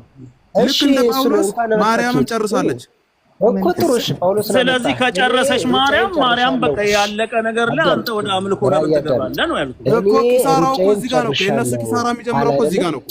አንተ ኪሳራው ከዚህ ነው ጨርሻለሁ ያለቀለትን ጉዳይ እንደገና አሁን ከእውቀት ከፍያው ካለው ሩጫቸውን ጨርሰዋል እነሱ። ብራዘር አንተ እሺ ጳውሎስና እንደዛ ነው። አትሸወድ ቶኔ። ሩጫቸውን የጨረሱትን ሰዎች አታስቸግራቸው። አይዟችሁ መምጣታችሁ አይቀርም። አጽማቸው ሾክ ሆኖ እንዳይወጋችሁ። እስኪ አንድ ጥያቄ ልጠይቅህ ራያ። መቼም አትመልስልኝም ግን ልጠይቅህ። አትመልስም የሚል ታኮ አስቀምጠ እንዴት አድርጌ እመልስልሃለሁ? ታኮ በመጀመሪያ በታኮ ነው የምትንቀሳቀሰው። ተጨንቀው ነው ርዕስ ለማስቀየር ነው። ርዕስ ለማስቀየር ነው። ቶኔ አስወጣ ቤተሰቦችን ውጡ በለ አጣና ወንድሜ ተወው በቃ እሺ። ዝም ብለው ነው ሆን ብለው ነው እሺ። ቤተሰቦችን መሰብሰብ ጀመር። ለማንኛውም እኛ እንወዳችኋለን። ዞሮ ዞሮ ለመማማር ሁላችሁም ቻው። ክርስቶስ ኢየሱስ ሞቶላችኋል። እንወዳችኋለን። ኢየሱስ ፍቅር ነው። ጻብ ክርክር የዲያብሎስ ነው። የወይኑ ግንድ ኢየሱስ ነው። ግንዱ ከኢየሱስ ጋር ተጣበቁ። ከሰማይ የወረደው እንጀራ ኢየሱስ ነው። አሜን። ኢየሱስ ደግሞ በልባም ነው በአፉ ከግንዱ ጋር የተጣበቁ ወንጌል ካላፈራ ደግሞ አባቴ ይቆርጠዋል ይላል። የኔ እናት ፍሬ ማፈራው ዛፍ ይቆረጣል ይላል። ፍሬ ከሌለ ትቆረጣለህ። ይሄ ግልጽ ነው። ለራያ ንገሪልኝ ፕሮፌት። እኛ እንኳን አሜን። ስለዚህ መጽሐፍ ቅዱስ ሲናገር እግዚአብሔር ቃል ያው ነው የሚሰራ ነው። ሁለት አፍ ካለው ሰይፍ ይልቅ የተሳለ ነው። ጅማትን ቅልጥምናትን እስኪ ላይ ድረስ ይወጋል ይላል። አየህ ቃሉ ጋር ከእግዚአብሔር ቃል ጋር የሚጣላ ምን ይላል? እግዚአብሔር ጋር እንዳትጨምር መጽሐፍ ቅዱስ ላይ እንዳትደቅ ንስሐ ግባ እባክህ። እንዳትጨምር እውነት ነው የምልህ። የጨመርክ ይጨመርብሃል። በዚህ ምድር ላይ ያለው አይደለም ያዳነው መስቀል ላይ ተንጠልጥሎ አባ ኤፍሬም እያልክ አባ ተክለማርያም አባ ምናምን ብለህ አትጨምር። ግድ የለም እኔ እውነት እነግርሃለሁ የሚጨመር ነገር የለም። አትጨምር። መጽሐፍ ቅዱስ ያለው መቅሰፍት ሁሉ ህይወት ላይ ነው የሚመጣውና እባክህን አትጨምር። መጽሐፍ ቅዱስ ላይ ያለው ኢሳይያስ 42:9 ያንብብ። ከኢየሱስ ሌላ አምላክ የለም፣ የሚመጣም የለም፣ የሚከብርም የለም። ያለ የነበረ ለዘላለም ይኖር ነው። እሱም የሚረዳው የለም። አበቃ። መጽሐፍ የሚዘጋው እንደዛ ነው። ጌታ ይባርካችሁ። መልካም ተመለስ፣ ወደ ትክክለኛው መንገድ ተመለስ። ከጌታ ውጪ ምንም አማራጭ የለህም። ንስሐ ግቡ፣ ተንበርከኩ፣ ወደ እግዚአብሔር እጆቻችሁን ዘርጉ። እግዚአብሔር አሁንም ይወዳቸዋል። ወደ እግዚአብሔር ቅረቡ፣ እግዚአብሔር ያበራላችኋል። እሺ ከድንዛዜ ያወጣል። ስለዚህ የትኛው እግዚአብሔር ነው የምትጠሩኝ? 47000 ሰማይን ምድርን በፈጠረ በመጀመሪያ ሰማይና ምድርን ፈጠረ ይላል። ወደ የትኛው ነው የምትጠራኝ? ወደ 47000 ነው? ወደ የትኛው አንዱን ነገር ይኸውልህ፣ ስህተት ማለት ይሄ ነው እኮ አየህ፣ ህዝብ እውቀት ከማጣት ጠፍቷል ይላልና እውቀት ከሌለ እግዚአብሔርን አታውቅ። እግዚአብሔርን ለማወቅ ራሱ ይኸውልህ ልብ ይጠይቃል። የትኛው ነው የምትጠሪኝ? የትኛው እንትን ልሂድ? ኢየሱስ ያድናል፣ ይወዳል። ወንድሜ ተመለስ፣ ግድ የለም። የትኛው እስኪ ንገርኝ። የትኛው የት ልሂድ? ሰማይና ምድርን የፈጠረው አንተን እንደ መልኩ እንዳምሳሉ የፈጠረው ከእንስሳ ጌታ እኮ ከፈላችሁት ለ47000 ከእንስሳ በሁሉም ስፍራ የሚገኝ በሁሉም ልብ ውስጥ ያለ አንድ አባትና አምላክ እናመልካለን ነው የሚለውና መጽሐፍ ቅዱስ ሲናገር ስለዚህ ፍሬ የሚገኙ አንዱን አምላክ ነው የምናመልከው። ሰውዬ በሩ እኔ ነኝ ይላል። በኢየሱስ ግቡ። በሩ ኢየሱስ ነው። ከኢየሱስ ሌላ ሁሉ ውሸት ነው። 47000 በር አለ እያልሽኝ ነው? በሩ ኢየሱስ ነው። አንተ ወንድሜ መንግስተ ሰማይ መግቢያ በር ኢየሱስ ነው። እኛማ አንድ በር ብለን ነው የምናምነው። ከኢየሱስ ውጪ ሁሉ ሌባ ነው፣ ውሸት ነው፣ ሌባ ነው። ከኢየሱስ ውጪ የመጣ ሌባ ነው። አዳኝ ነኝ ብል ሌባ ነው። ስገዱልኝ ብል ሌባ ነው። ሌባው ደግሞ ሊሰርቅና ሊያርድ ሊያጠፋ ይላል። ሊያጠፋ ነው። ስለሌላ ስለምንም አይመጣም። ይዘርፋል። ነፍስ ሌሎቹ ሌቦች ናቸው። ስሙ እስኪ አንዴ ስሙ። ማለት ሁላችሁም መጮህ ነው። በእውነት ከሆነ አይደለም። አታቅማማ። አንተ ደግሞ አታቅማማ። ግዝምባል ሰው አታቅማማ። ኢየሱስ አዳኝ ነው። አታጣመሙ። እዚህ ጋር ቁጭ ብላችሁ አታጣሙ። እውነቱን በቃ አትገልብጡ። እየሰማሽ ነው? አረ ምንም እኔ አንተን አልሰማም። ኢየሱስ አንዴ ሀብትሽ እወድሃለሁ። እውነት ሀብትሽ ብዙ ስትለፋ ነበረ፣ ከስር ሲጽፍ ነበረ ወንድማችን ሀብታሙ። በእውነት ጌታ ይወድሃል። መጽሐፍ ቅዱስን ብቻ አንብብ።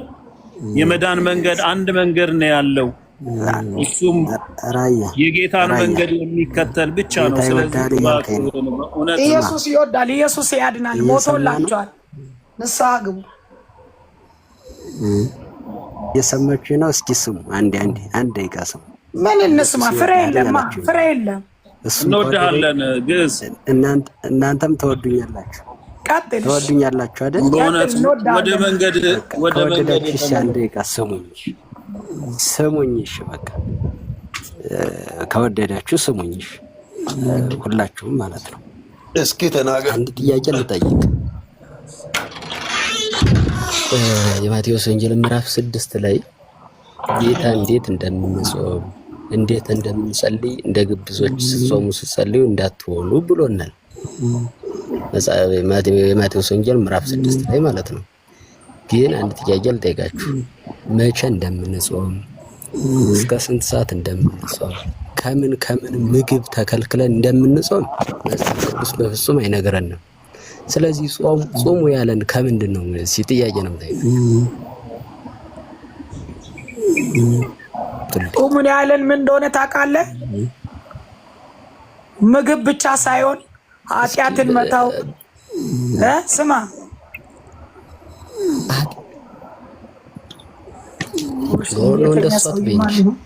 ቃል በቃል እኮ ጾሙ ነው ያለው።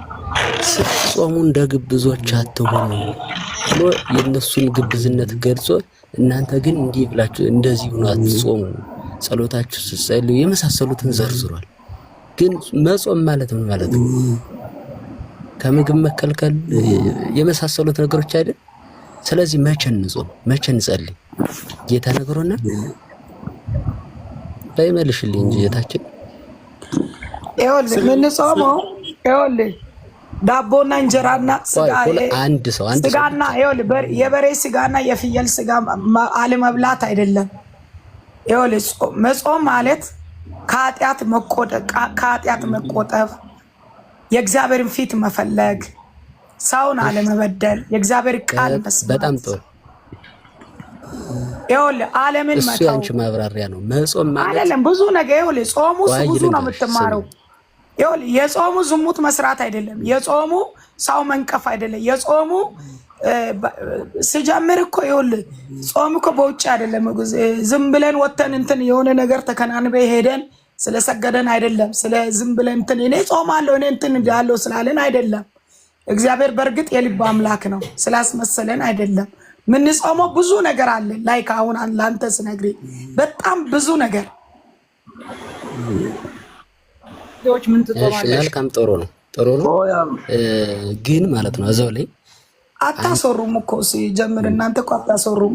ጾም ማለት አንድ ነገር ልጠይቀኝ ስለ ጾሙ ተውና፣ አሁን ቆይ ማርያምን በአይን አይታችኋታል? ማርያምን በአይን አይታችኋታል? ማርያምን በአይን አይታችኋታል?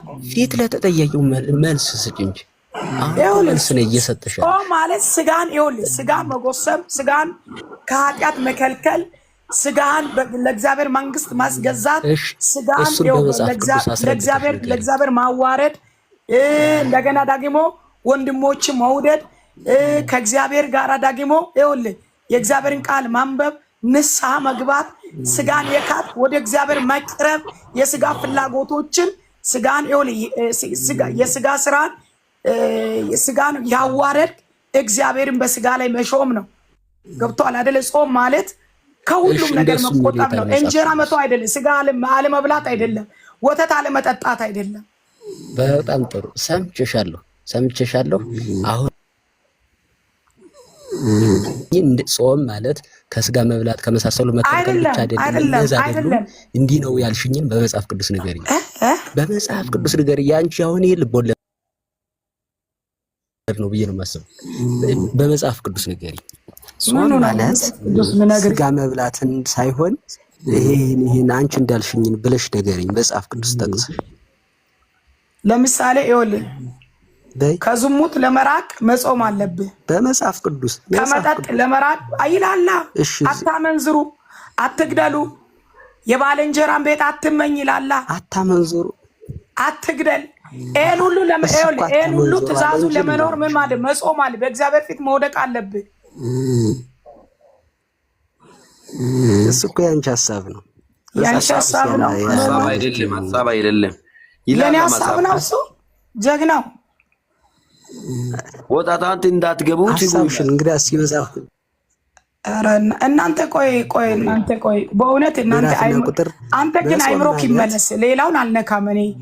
አንተ ራሱ አይምሮክ ይመለስ። እግዚአብሔር አይምሮ ላይ የተጠቀጠቀውን እግዚአብሔር ከአይምሮ ላይ ያራግፍልና አንተ ነፃ ያውጣ። ምን ሀሳቢ ሁሉ በኢየሱስ ስም ለክርስቶስ ይገዛ። የስጋ ስራ ካንተ ላይ ይፍረስ። አረ ጉዴ የስጋ ስራ ይፍረስ። እሱ ያንቺ ሐሳብ ነው እናት። የስጋ ስራ ስለ ስጋ ማሰብ ሞት ነው ይላል እኮ። መንፈስ ማሳሰብ ስለ ስጋ ብቻ ሁሉ የሚያሳስብ መንፈስ ስለ መንፈስ ማሰብ ህይወት ነው ይላል። እስኪ ስለ መንፈስ አውራ። አሁን ስለ ስጋ አታውራ፣ ስለ መንፈስ አውራ ወንድሜ። አይሻልም? እሱ አይቻልም። ስለተጠየቅሽው ያልመለስሽው ትቀባጠሪያለሽ። እለት ከላው ላይ በኢየሱስ ተንፈስ። ጳውሎስ ሴት በመድረክ ወጣ ለቀቀው ኢየሱስ ማፍ አንቺ አሁን ማስተማርሽ እዚህ ምላሱን በጌታ በኢየሱስ ነው። እንግዲህ ተቀበያለሽ ጳውሎስ። ግን ሁላችሁም እዚህ ያላችሁ አሁን አጋንንት ሊወጣ ነው። አንድ መልስ እንኳን ታምር ልትሰራ ነው። የስሙ ስልጣን ከላያቸው ላይ ለምንድን ነው በስሙ ስልጣን የጨለማ ክዳን ይፍረስ። አንተ ኢየሱስ እኮ ሞቶላል። በእውነቴ ነው የምልህ። እኔ ከምለው በላይ ኢየሱስ አንተን ይወዳል እኮ። ባታጣምሙ ጥያቄውን መልሽ። ድራማሽን በቃ ነገርኩ እኮ። አሁን ከክፋት መመለስ ራሱ አንድ ጾም ነው። ከክፋት መመለስ፣ ከአመፅ መመለስ፣ ከውሸት መመለስ አንድ ጾም ነው። በቃ ለመመለስ ነው ሰው የሚጾመው እንጂ ለመመለስ ወደ እግዚአብሔር ለመቅረብ ሁል ጊዜ ሞቱና ትንሳኤው ለማሰብ ነው ሰው ወደ እግዚአብሔር ቤት ሄዶ የሚጾመው፣ በእግዚአብሔር ፊት የሚጾመው። ለመሳት አይጾም መችስ። እሱ ያንቺ ለማመንዘር አይጾም መችስ። ልብ ወለድ ሐሳብ ነው እንጂ ልብ ወለድ እሱ ልብ ወለድ ነው። እናንተ ጋር ያላችሁት 200 እናንተ ጋር ልብ ወለድ ሆኖ ነው የተጻፈው። ብዙ ሰዎች ያላችሁና እንግዲህ እንደ ድራማ ቆጥራችሁት ካልሆነ እዚህ አረ ኢየሱስ ይብራል። አንተ ወንድም ኢየሱስ ይብራል። በኢየሱስ ስም ኢየሱስ ይብራል። መቀባጠር ነው እንጂ መንፈስ ላይ ኢየሱስ ይብራ። ጨለማ ከላይ ላይ ይውደቅ። የጥልቁ ስራ ይፍረስ። ከሃጂ መንፈስ ይሰበር። በክርስቶስ ኢየሱስ መንፈስ በኢየሱስ ለእግዚአብሔር መንግስት ይገዛ። ጠማማ ለዋታን ይወጋ። አንተ አይደለም ጀርባ ላይ የሚሰራ ይፍረስ። በኢየሱስ ከጀርባ ይመታ። ያለሽውን ቲክቶክ ስለሆነ በኢየሱስ አሳቂ ድራማ እየሰራሽ ነው። ቆራርጣችሁ ለቲክቶክ ይሆናል ለድራማ እንዴት ድራማ ኢየሱስ ያድናል ማለት ድራማ ነው? ኢየሱስ እኮ በቃ ፈጣሪ ቅድም ብላችኋል እኮ ማርያም ትፈጥራለች አላችሁ። ያንቺ ኢየሱስ ሌላ ነው እናቴ። የቱ ጋር ነው ማርያም ፈጣሪ? ኢየሱስ እና እኔ የማመልከው እኮ በጣም ነው የምትገርሙ። አሁን እኛን ማርያምን እንደማንወድ ማርያምን እንደምንጸየፍ አድርጋችሁ እኛን ትኮኑናላችሁ። ፕሮፌት ወደ ኢየሱስ ጸልየሽ ታውቂያለሽ? የኔ ወንድም አንተ ወንድሜ አይዞ በርታ፣ እግዚአብሔር ይመጣል። ያልጸልኝ በይ። ይኸው ከሰማይ የወረደው እንጀራ ኢየሱስ ነው። ከኢየሱስ ጋር ተጣበቅ። የወይኑ ግንድ ኢየሱስ ነው። ኢየሱስን ያዘው። እስኪ ተንበያው ወደ ጌታ ጸልይ። ኧረ ኢየሱስ ይኸውልህ የቃሉ ባለቤት ቃሉ ስታነብ ይኸውልህ ይበራልሃል። ቃሉ ሙሉ ነው ወንድሜ። ግን ማትመልሱት ለጥያቄው ጠየቁ። ከትንቢት የጸና የእግዚአብሔር ቃል ይላል መጽሐፍ ቅዱስ ሲናገር። ስለዚህ ከቃሉ ጋር ተጣበቅ። ከደቂቃዎች በኋላ ከገዝት ተወርዳለህ ብለሽ ታንበይልኝ እስኪ። ኢየሱስ ሞቶላችኋል፣ ይወዳችኋል። እሺ አትጣመሙ። እሱ ፍቅር ነው፣ እንደኛ አይደለም፣ እንዳንተ አይደለም። እሱ እንዲህ ተከራክሮን አይደለም በኋላ ከገዝት ተወርዳለህ። መስቀሉ ላይ ራሱን ያዋረደው መራራ ጽዋ የጠጣው ኤሎሄ እያለ የወጉት የጮኸልህ ለአንተ ነው ወንድሜ፣ እንድትቀልድበት አይደለም። እሺ ደሙን ያፈሰሰልኝ። ስለዚህ ያገኘሽው ፕሮፊት ኢየሱስ ይወዳል። አንተ እየጠየኩሽ እኮ ነው። ኢየሱስ ሞቶላል። ኢየሱስ ስሚ ግን ላይ እዚህ ጋር ቀልድ ሳይሆን ገብቷል። መጽሐፍ ቅዱስን ማንበቡ ነው የሚጠቅመው። እዚህ ለበሽሽቅ ሳይሆን ለመማማር ነው መጀመሪያ የሚገባው። አያነቡትማ። ቢያነቡት እኮ አይከራከሩም እኮ። አያነቡም። በቃ አይ የሆነ ሌላ እንትን ውስጥ ባንገባ ጥሩ ነው። ገብቷል። አንዱን ለማስደሰት ምናምን ብለህ አንደኛ ቲፎዞ ለኛ ያንብቡልን፣ እኛ እንሰማቸዋለን። እሱ ቃል ያብራሩልን። የቁጭ ብለን ይመስለኛል። እናንተም ቲፎዞ የሚፈልግ አምላክ የምታመልኩ አይመስለኝም። እኛ ቲፎዞ የሚፈልግ አምላክ አናመልክም። ምክንያቱም ብቻውን ጌታ ስለሆነ ከማንም ጋራ እገዛ የማንንም የኔንም ይሁን የማንንም እገዛ የሚፈልግ አምላክ አይደለም እናመልኩ። ብቻውን የሚሰራ አምላክ ስለሆነ እባካችሁን አትሳሳቱ ስትናገሩ።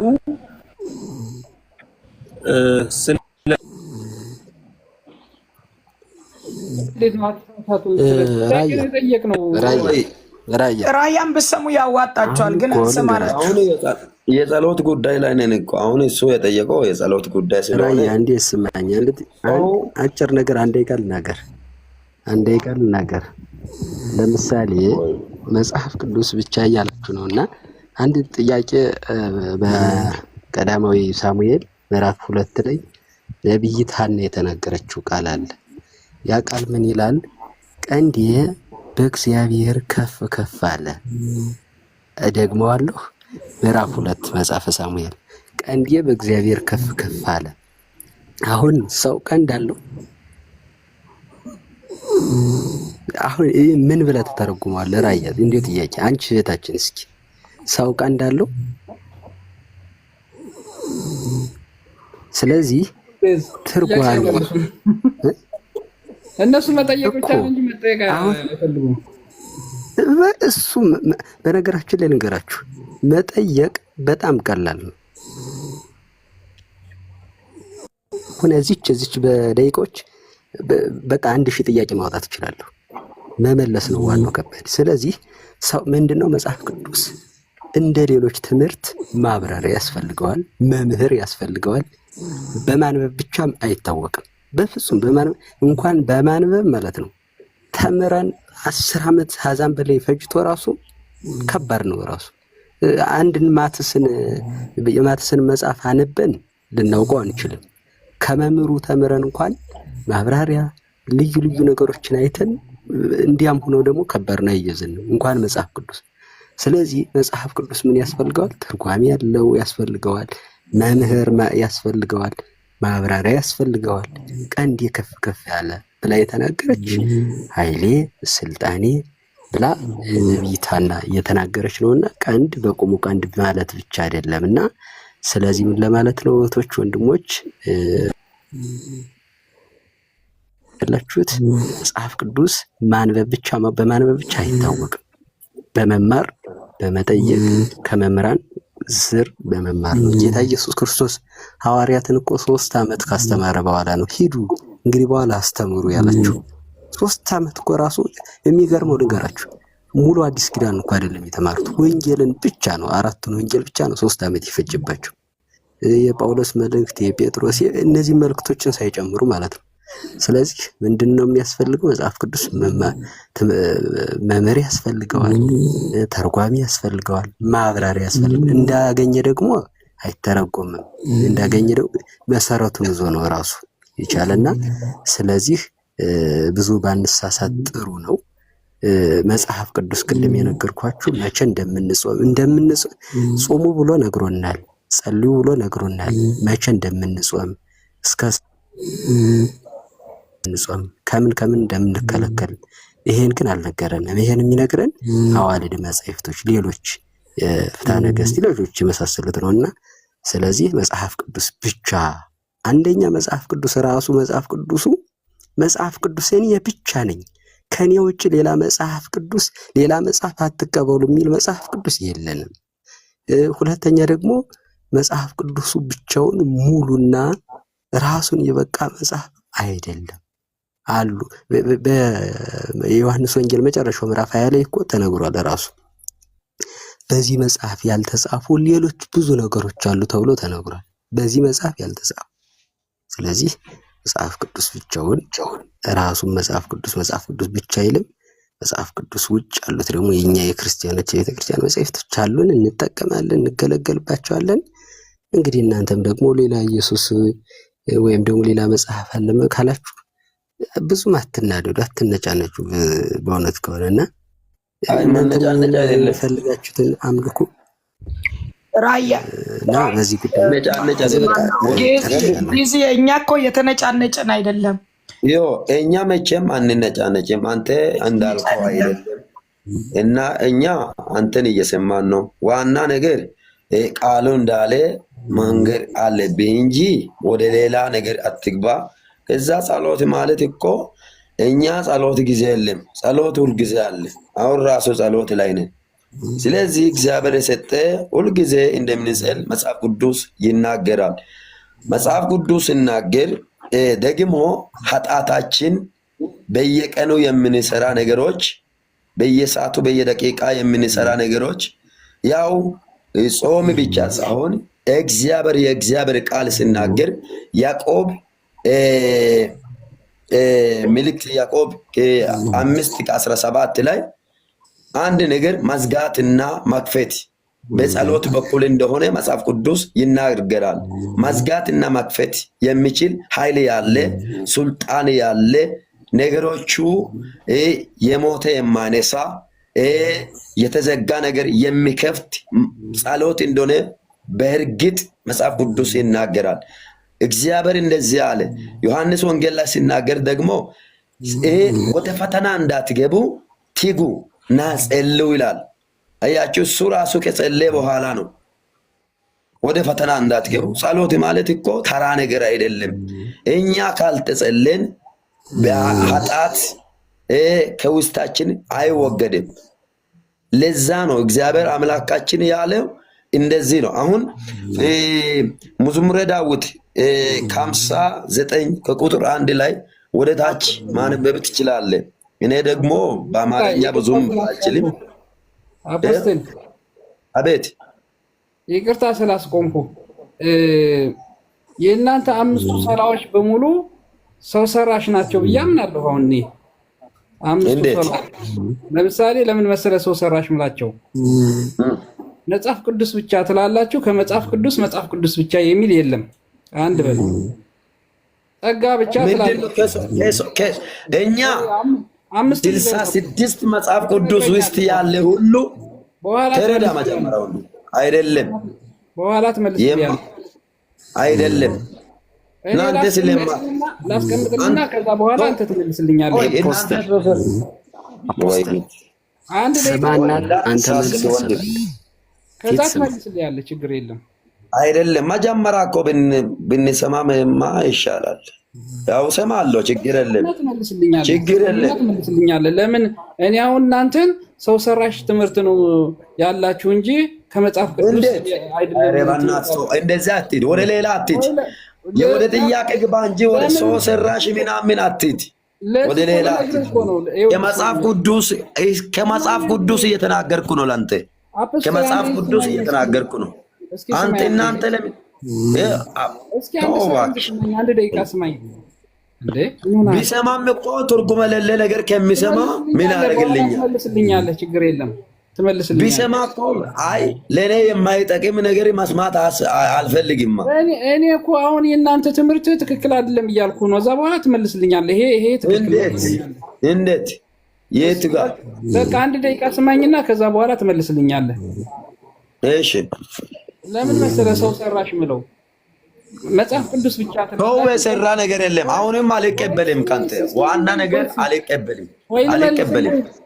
እስኪ አንዴ አይደለም አልቀበልም። ሰው ሰራ ምናምን የምትለው ነገር አልቀበልም። ልነግርህ እኮ ነው ለምን ሰው ሰራሽ እንደሆነ ልነግርህ ነው። መጽሐፍ ቅዱስ ብቻ ትላላችሁ። ከመጽሐፍ ቅዱስ ብቻ የሚል የለም። ቆይ ሰው የሰራ ነገር ምን አለ? ቆይ እኛ የሰራነው ነገር ምን አለ? ይኸውልህ የሰራኸውን ልነግርህ ነው። እናንተ የሰራችሁ ምንድን ነው? ማኪና ነው እንደ ማኪና ነው እንደ ሰው መጽሐፍ ቅዱስ የሚሰራ ለምን መሰለህ? ሉተር የሰራው ስራ ስለሆነ ማለት ነው። አይደለም ሉተር ምናምን ተው። እናንተ ከሰማይ ወረደ በቃ እናንተ ያስቀመጠ ያለ ማለት ብቻ ትላላችሁ። ክብር ለእግዚአብሔር ብቻ የሚል ከመጽሐፍ ቅዱስ የላችሁም። ያው ነው እንደዛ ይላል መጽሐፍ ቅዱስ። ያው እስኪ ያሳየኝ ክብር ለእግዚአብሔር ብቻ የሚል።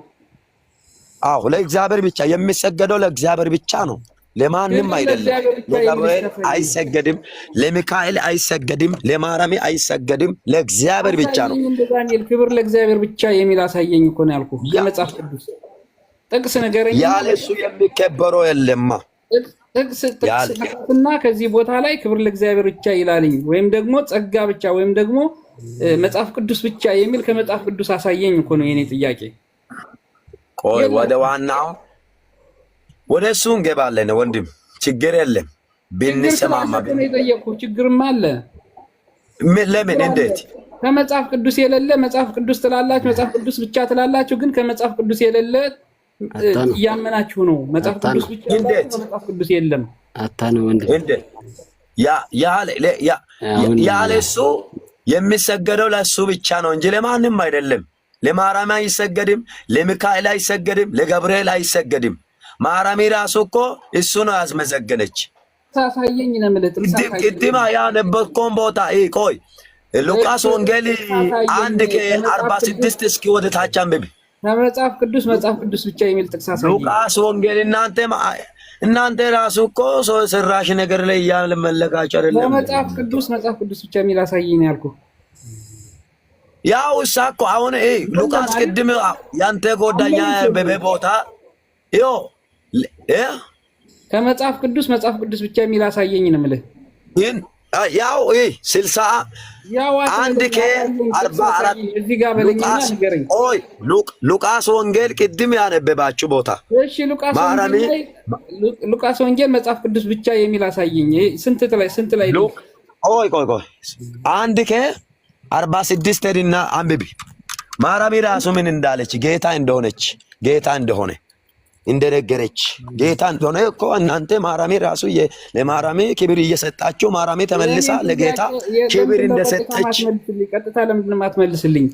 ያው መለስኩልህ። የኔ ጥያቄ ከመጽሐፍ ቅዱስ ብቻ የሚል እናንተ መጽሐፍ ቅዱስ ብቻ ብላችሁ አይደል የምታምነው? ከመጽሐፍ ቅዱስ ብቻ ብለህ አሳየኝ ነው ያልኩት። ያው ሁሉ ያለ አምላክ አልሆነም፣ ሁሉ በእርሱ ነው ሆነ። ስለዚህ ነው ሁሉ በእርሱ ሆነ ይላል መጽሐፍ ቅዱስ ሲናገር። ሁሉ በእርሱ ሆነ፣ ያለ እርሱ አንዳች ነገር የሆነ ነገር የለም ይላል። ሁሉ ያለ እግዚአብሔር የሆነ ነገር የለም፣ ያለ አምላካችን። ከሱ ሌላ ካለ አምላክ አይደለም፣ ሰው የፈጠረ ነው። አንተ ለምን ሰው ሰራሽ ትምህርት ትነግረኛለህ? ከመጽሐፍ ቅዱስ ሰው ሰራሽም አይደለም። አምላክ መጀመሪያ ራሱ ምድርና ሰማይ ሳትፈጠር በፊት ራሱ ያስቀመጠ ለሰው ልጅ ያስቀመጠ ርዕስ እሱ ነው እንጂ እናንተ ለምንድን ነው ማታምኑ? ስማ እንጂ እየጠየቅኩ ነው። የትኛ ገብርኤል ነው አሁን እናንተ ጽፎ ያስቀመጠ? ለምንድን ነው ማትመልስ ጥያቄን? ምን አይነት ጥያቄ ነው የሚመልሰው? ጥያቄ ከመጽሐፍ ቅዱስ ብቻ የሚል አሳየኝ ነው የምልህ። ምንድን ነው መጽሐፍ ቅዱስ? እናንተ መጽሐፍ ቅዱስ ብቻ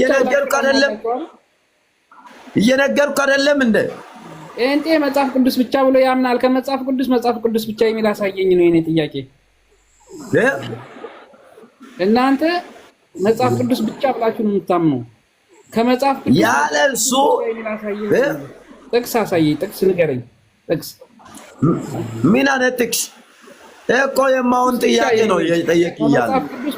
ራሱ የፈጠርከውን ነገር እኮ አንተ ራስህ የፈጠርከውን ነገር ወደ እኔ ጥያቄ አድርገህ አታቅርብ።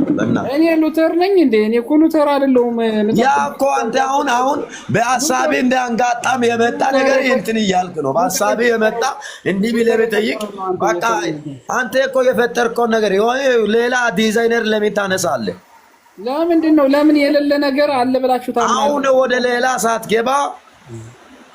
ሌላ ሳትገባ እውነተኛ የሆነ አምላክ እውነተኛ የሆነ ክርስቶስ እሱ ብትከተል ነው የሚሻለው።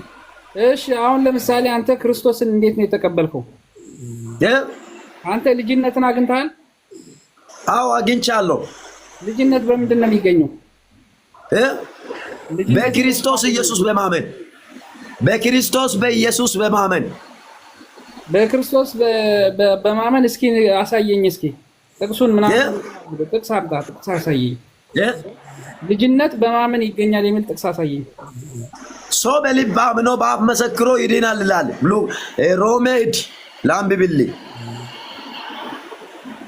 ስለዚህ በክርስቶስ ኢየሱስ ያመኑ ኩነኔ የለባቸውም ይላል ሮሜ 8 ከቁጥሩ 1 ላይ። ልጅነት ነው ያልኩህ። ልጅነት እንዴት ነው ያልኩህ? አንተ አባ በእርሱ ያመነ ሁሉ የልጅነት ስልጣን አግኝተዋል። ስልጣኑ አገኘህ። እሺ ስልጣኑን አገኘህ። እንዴት ነው ያንን የምትቀበለው ነው የኔ ጥያቄ። ልጅነት የምታገኘው እንዴት አድርገህ ነው? አምላክ እሱ መሆኑ ካወቅህ በቃ እሱ ብቻ ነው ልጅነት ማግኘት። እሱ መሆኑን ክርስቶስ ነው ብዬ አንድ ሙስሊም ክርስቶስ ነው ብሎ ቢያምን ልጅ ሆነ ማለት ነው። ሙስሊም ክርስቶስን ያውቃል።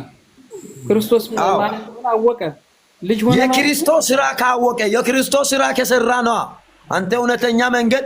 አንተ ለምሳሌ አባት የሚሰራ ነገር ስትሰራ ነው ልጅ ነው የሚለው። ታውቃለህ እንዴት? አንድ ቤት ውስጥ ሆነ የአባትነት የልጅነት አባት ካወቅ ያ የሱ ስራ ትከተላለህ። ከሱ የምትካፈለው ነገር ነው የምትሰራ። እኔ እየጠየኩ ያለሁት ልጅነት እንዴት ነው የምታገኘው ነው? በልጁ በኢየሱስ ክርስቶስ በማመን ነው። እሺ በጥቅስ አስደግፍልኝ። በጥቅስ አድርገው። ጥቅስ ምን ሰው ቦርናጌን የሚያደርገው በማመን ነው የሚለው ጥቅስ አሳየኝ። ሮሜ 8 ከቁጥር 1 ላይ አንብብልኝ። ምን ይላል? አንብባ። አንተ አንብበው። እኔ አንድ እንትን ብቻ ነው ያለኝ። ለምን አንብብልኝ? እኔ ስልኬ ገና እያወጣ ነው። አንብብልኝ። እኔ ላንብብልህ? ቆይ አዎ አንብብ።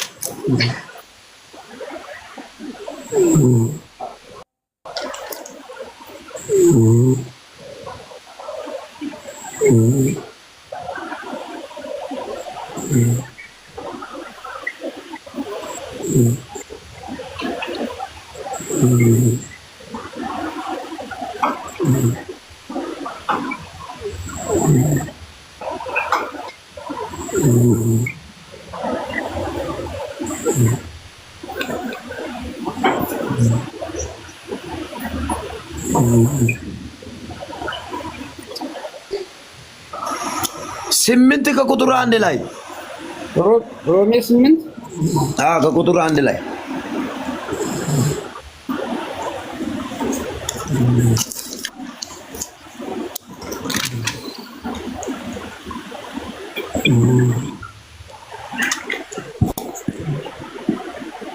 ይላል። እሺ እንግዲህ በክርስቶስ ኢየሱስ ላሉት አሁን ኩነኔ የለባቸውም ነው የሚለው።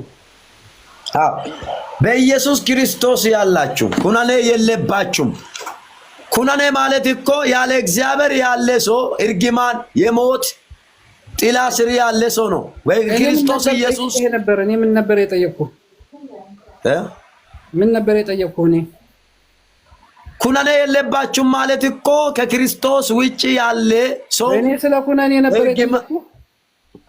ልጅነት እንዴት ነው የሚገኘው አይደለም ያልኩህ?